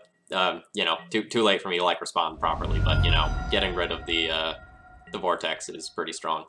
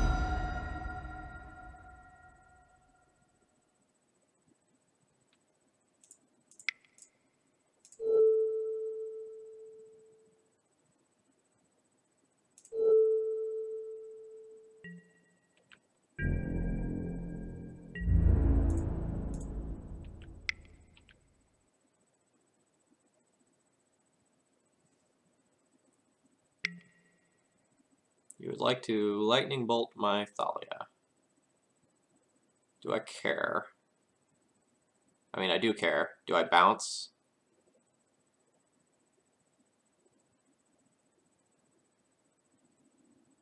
I don't think I bounce.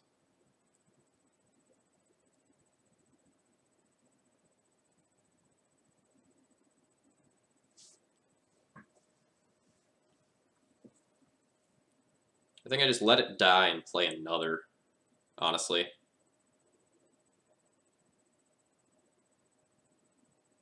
Or let it die and play Crusader.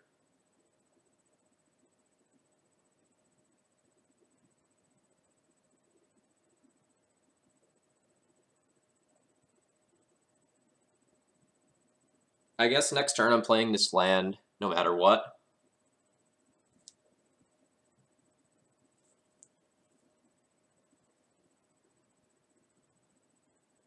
because I need to like go 5 mana next turn to like Flicker Wisp and Blink the Vortex again. Thalia Tax doesn't matter at this point, so I should probably just. Ooh, no, I should let it die so I can play Crusader, equip Crusader with Jitte the next turn, or force my opponent to Rift Bolt the Crusader. Yeah, that's the line.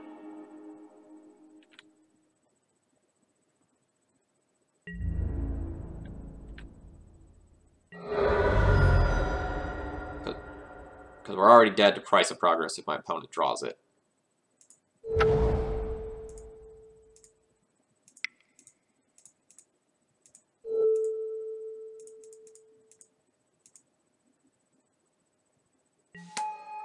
No, I'm already dead to Price of Progress because my opponent has a suspended Rift Bolt.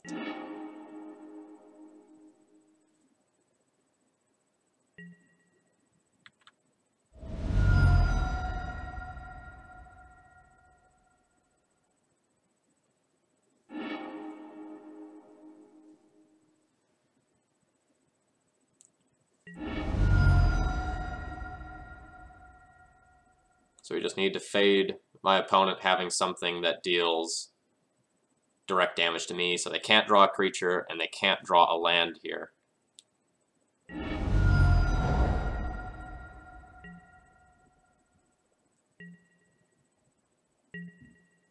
Okay.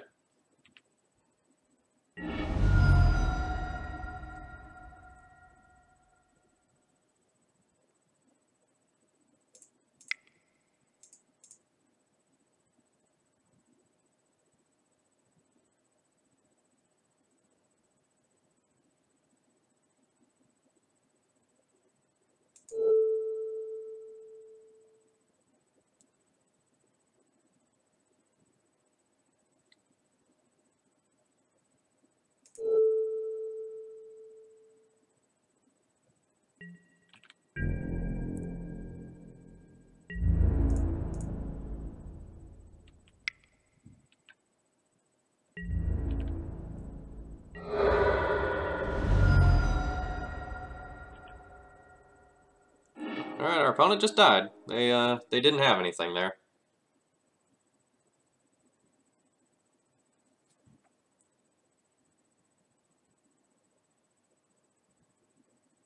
Why equip Flicker Wisp? I don't think my opponent has anything, because if they had anything, they just pointed at me and I die. So, like, it doesn't matter. Either way, I'm presenting lethal. If for some reason they're bad and they point a removal spell at one of my creatures, I'd rather it be the Flicker Wisp, so I nug them for 4 there. Again, I don't think they have anything, because, like, what would they have at instant speed that hits creatures and not me? Like, nothing, right? So, like, the equipping is irrelevant. And honestly, like, everything's irrelevant. Like, right, the Jitte is irrelevant, because I already have 7 damage on board.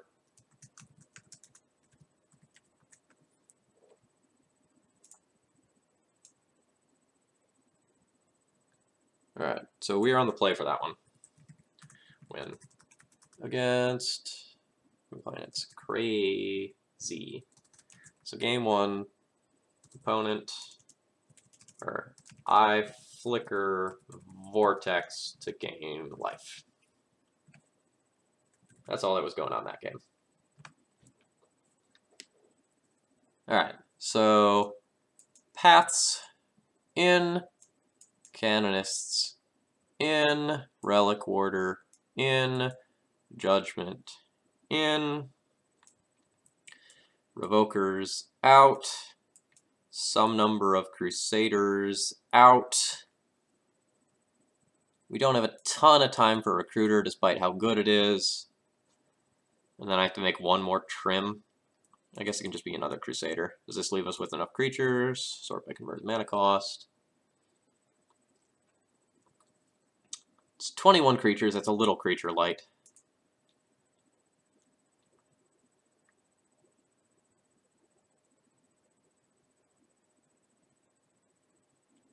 I maybe don't need 3 paths. Just a generic body might be better than the 3rd path. Because sometimes burn just boards out a lot of creatures against you and just sends a ton of damage up to the dome.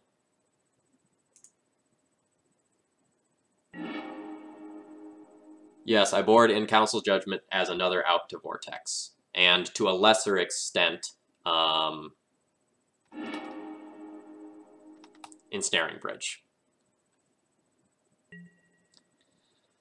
This is not a great hand, but it has Thalia, one of the best cards in the matchup, so I'll go ahead and keep this. Like, the double Wastelands here aren't particularly good, the Mirran Crusader isn't great, the Vortex is bad against a lot of starts.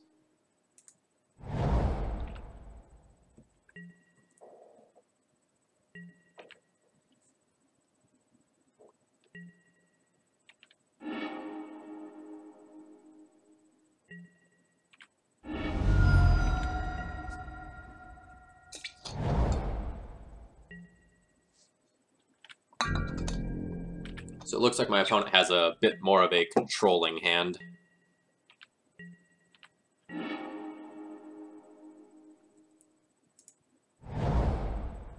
So Thalia is the better card to play, but I think I'm going to bait with the Canonist.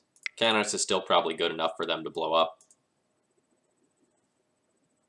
If it has a Smash to Smithereens, it will also get a Smash to Smithereens out of their hand. That way, if I draw an equipment, that actually matters. Like, I don't just want to play my Thalia and then have my opponent pay 2 mana to just take it off the board. Well, my opponent paid 2 mana for a Lightning Bolt anyway.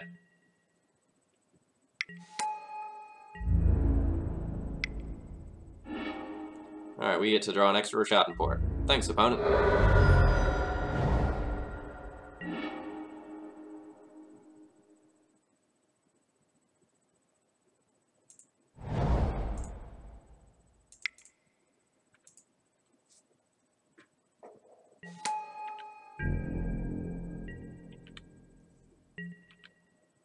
So this Thalia should hinder my opponent to a decent extent.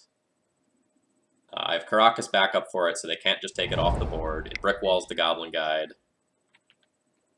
I can Council Judgment that Eidolon away, I guess. That would expose my Thalia to a removal spell. Maybe I won't do that quite yet.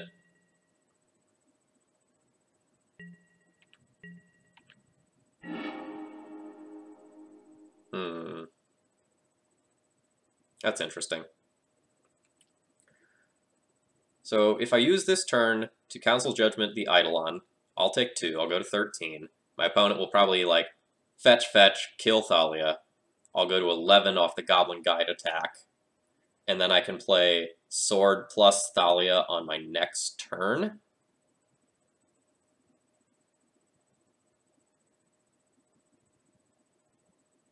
And then if they take care of that Thalia, I have Crusader plus Sword. That's probably worth dropping the shields for.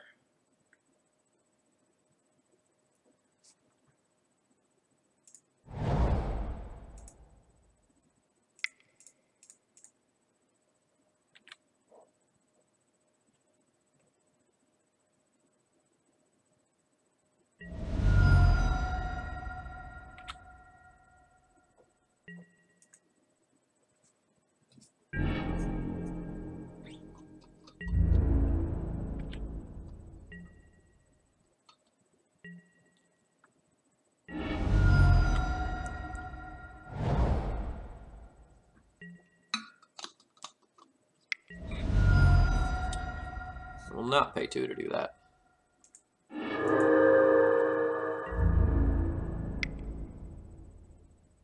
Yes, our opponent has drawn a lot of lands this game. We have a Swords to Plowshares. That's not bad. The Swords to Plowshares change my turn. So I can go Swords to Plowshares U, then play Mirran Crusader, not play a land, and then go Sword equip out of nowhere on my next turn.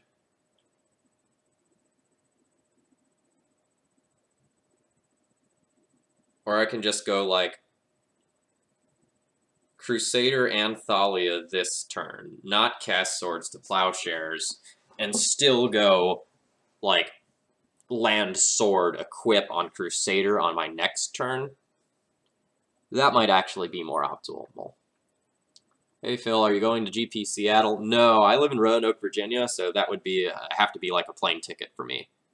And I don't think that's quite worth it.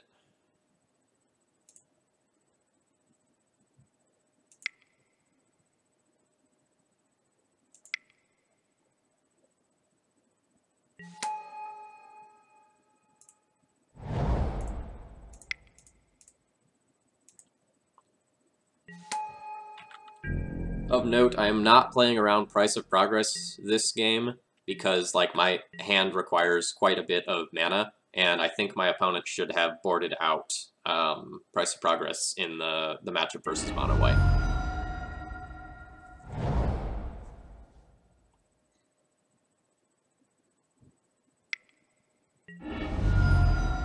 Searing Blaze on the Crusader. Sure.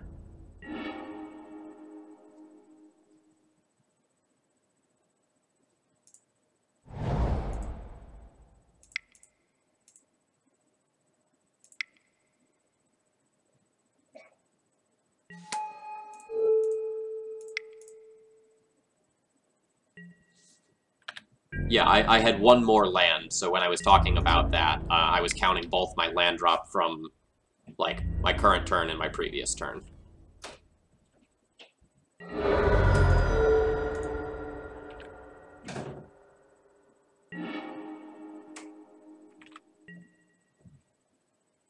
Alright, opponent needs to send a lot of burn at our dome this turn. Otherwise, I'm going to have, like, Swords to Plowshare as a really big Thaluda as a line available to me as well. So I could go 2 for Stoneforge, 3 for cast, 2 for Stoneforge, 3 for cast Jitte, 2 for Stoneforge and equip.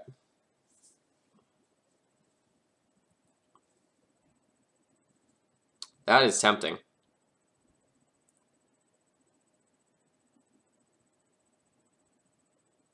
It's not holding up my Swords to Plowshares make me die to anything. Playing out this land would make me die to a Price of Progress. But I probably don't want to or need to play around that.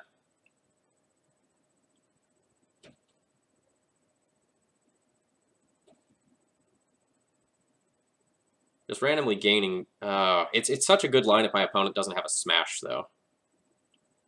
It's like a crazy good line if my opponent doesn't have Smash. Because if they don't have Smash, then I just, like, gain 4 life. And gain 4 life every turn from here on out, and it's over.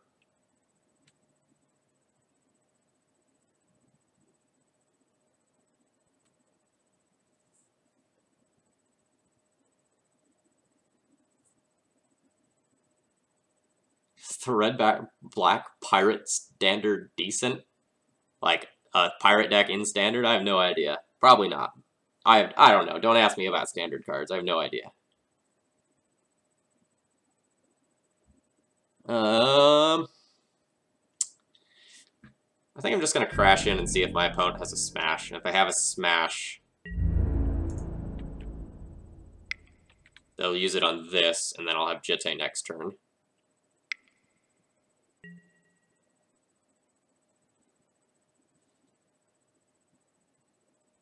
Okay.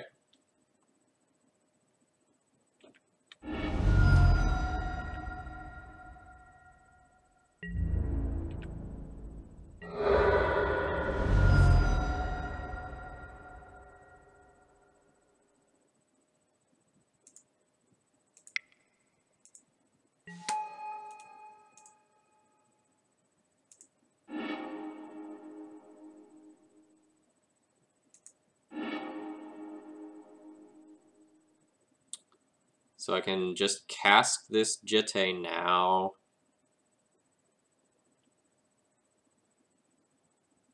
And play a land. And then hold up Wasteland and Caracas. My opponent has a price. I Wasteland my own port. I really have no reason to play this right now.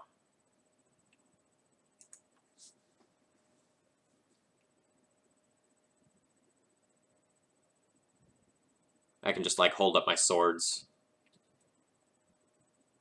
Because I want to do that one way or another. I don't know though. I already said, like, I probably shouldn't play around price this game.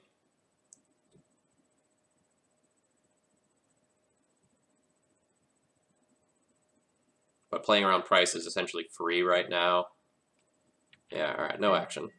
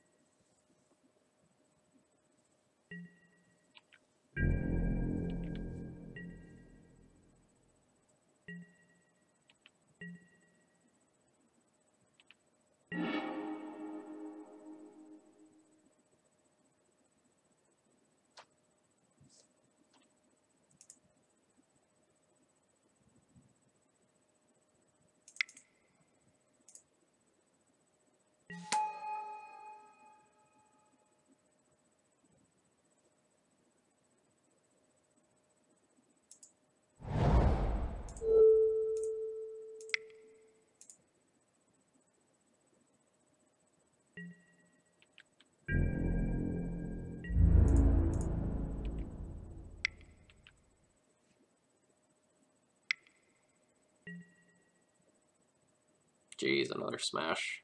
That's rough.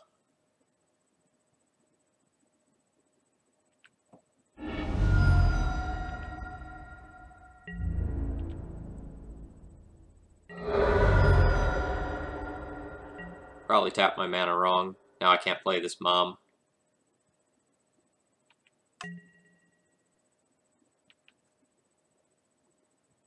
So I initially tapped that, you know, thinking if they have a price, I can save myself from it.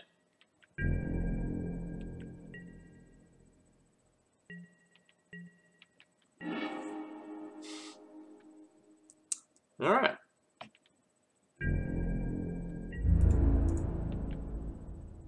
This is also why, like, having too many removal spells in against burn is somewhat of a liability.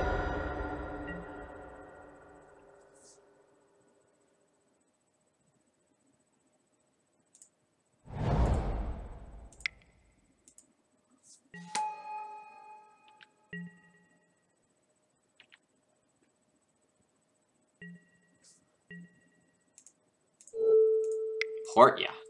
No hard casting fire blasts for you.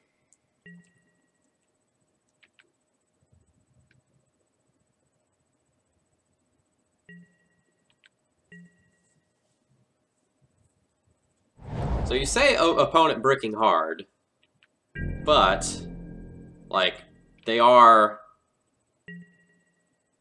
did have, like, double smash, right? So... Alright, so I can go cast Stoneforge, put in Batterskull, but not equip Batterskull.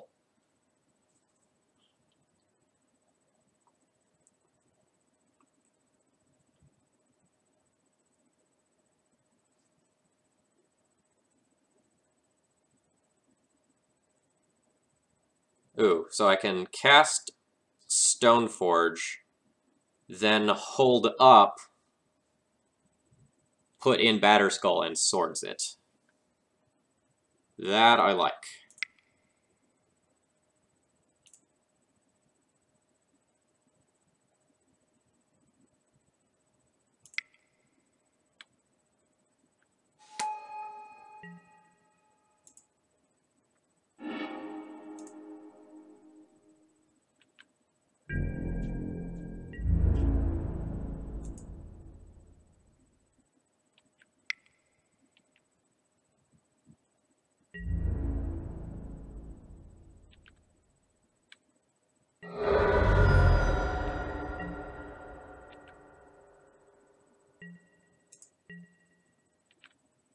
We're not going to port here, and, like, I intentionally tap my port. Alright, Lightning Bolt, target me.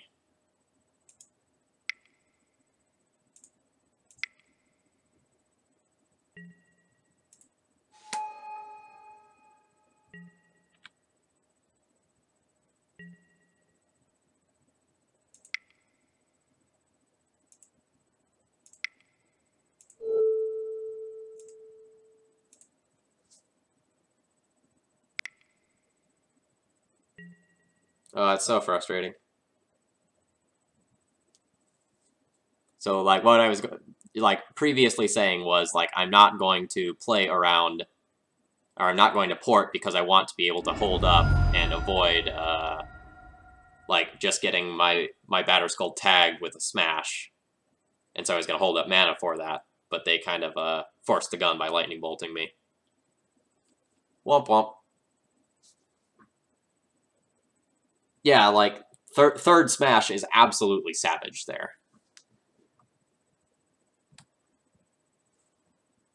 Alright, so we're on the draw for that one, and we lost. So, game 2, opponent has triple smash to smithereens. That's not something we're traditionally going to beat. I'm going to let this clock tick down for a second and get some water before this next match. I'm feeling it.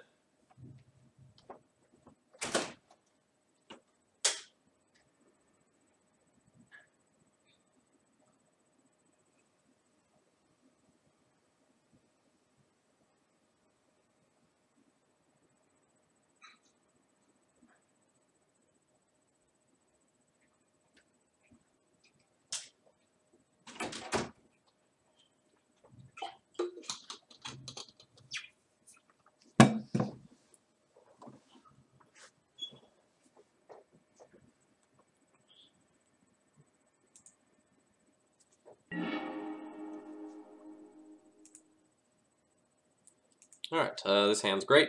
We have Thalia and double Stoneforge Mystic. Sand will still lose to triple smash to smithereens, though.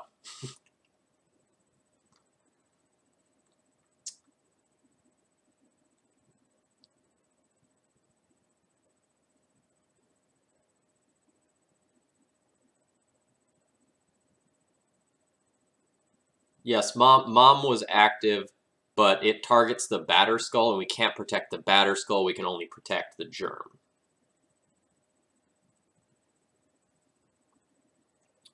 Army of Thalia, no, I don't think that swinging with the Mom is free because of Searing Blood. If we attack with the Mom, we open ourselves up to Searing Blood, whereas holding the Mom back doesn't open us up to that.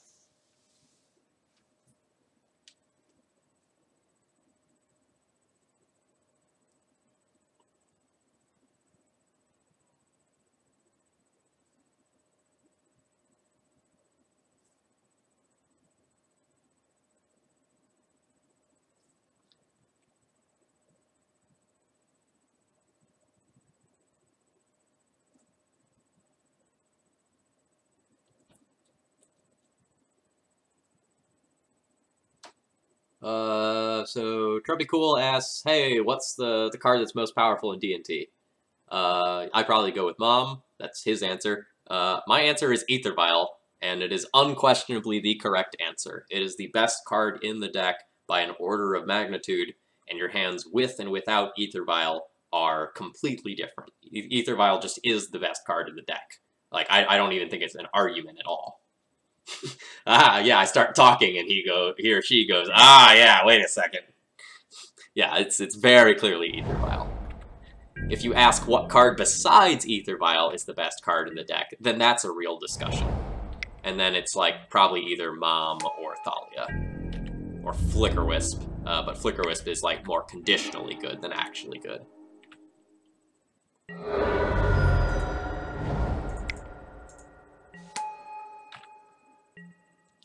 Nah, Spirit of the Labyrinth's the best card in the deck. How did I forget that?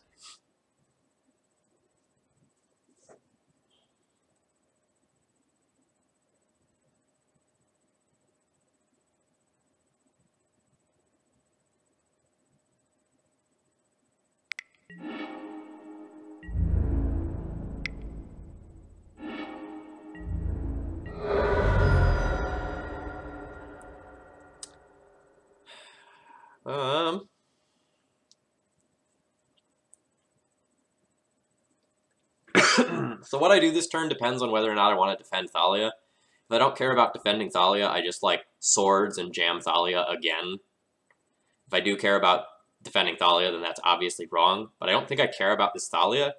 I think I, in fact, want my opponent to use a spell on it to, like, make my Stoneforges more likely to actually gain life.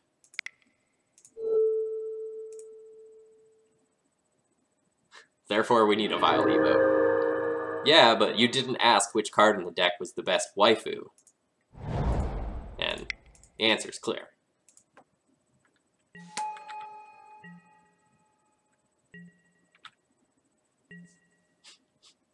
But Crusader deals 4 damage. Yeah, Crusader's the fastest clock in the deck, but that doesn't mean it's the best. But boy, does it feel good when your opponent's playing Charmaclefs.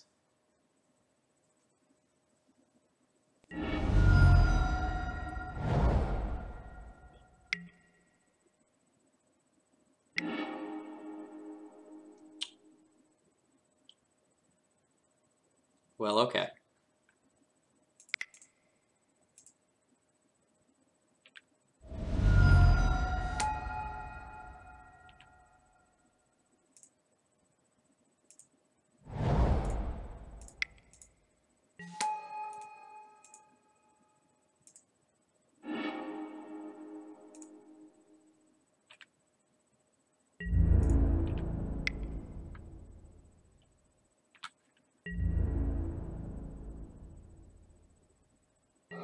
Oh god, I hate the hot mom. I really dislike the new art Mother of Runes. I hate it so much.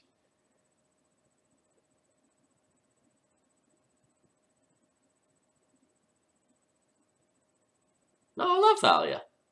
Of course I do. Thalia's great. Thalia's Bay. We could change the name of the stream to Thalia is Bay. Tonight was Mirran Crusader night, though.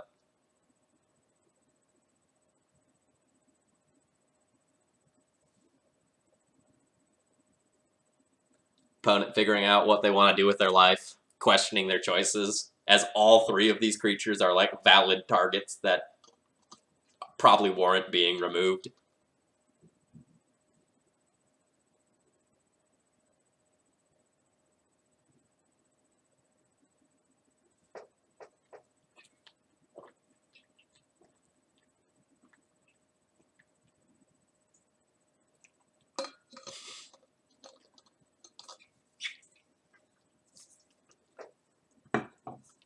So I'm trying to think about what I would do if I was my opponent.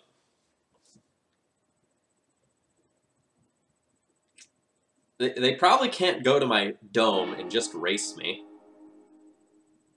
Holy shit! Opponent chooses not to cast Rift Bolt with Rift Bolt's ability. Oh, never mind. Opponent says, well, that's a bad misclick.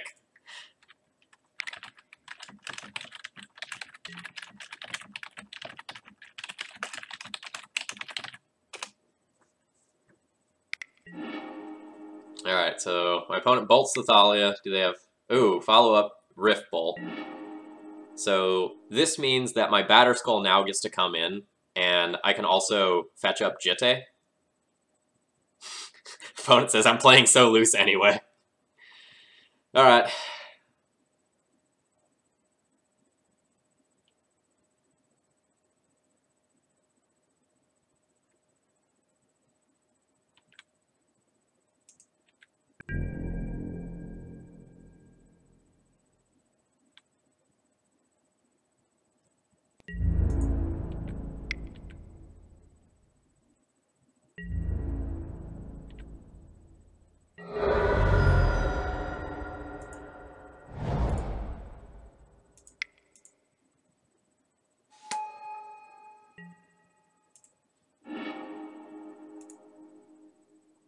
Alright, opponent, unless you have, like, double smash, I'm feeling pretty good.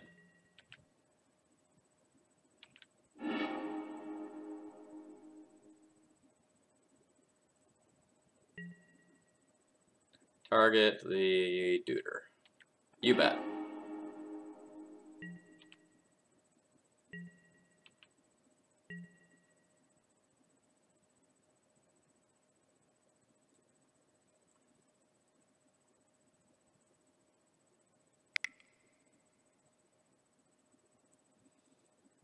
Sulfuric Vortex. Somewhat problematic, but I probably win that race.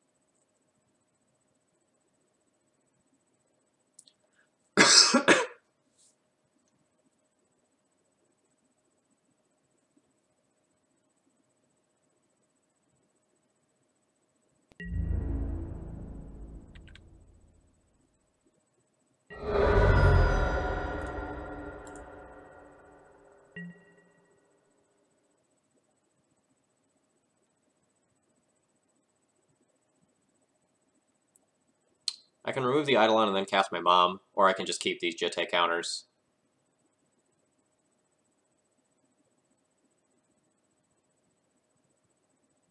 If I remove... I don't have time to think about it. I'm gonna just leave the Eidolon in play. It probably makes it probably deals more damage to my opponent than me over the course of the rest of this game.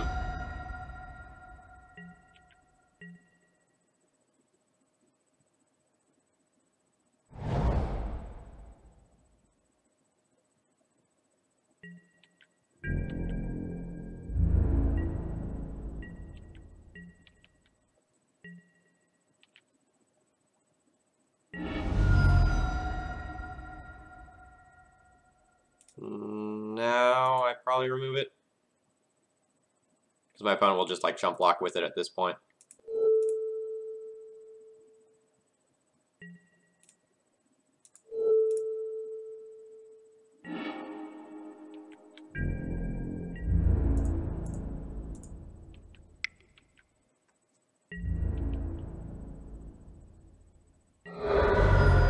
And now my opponent is dead to their own Sulfuric Vortex. Opponent says GG. Alright. Win. Alright, so game 3, win with double equipment through Vortex.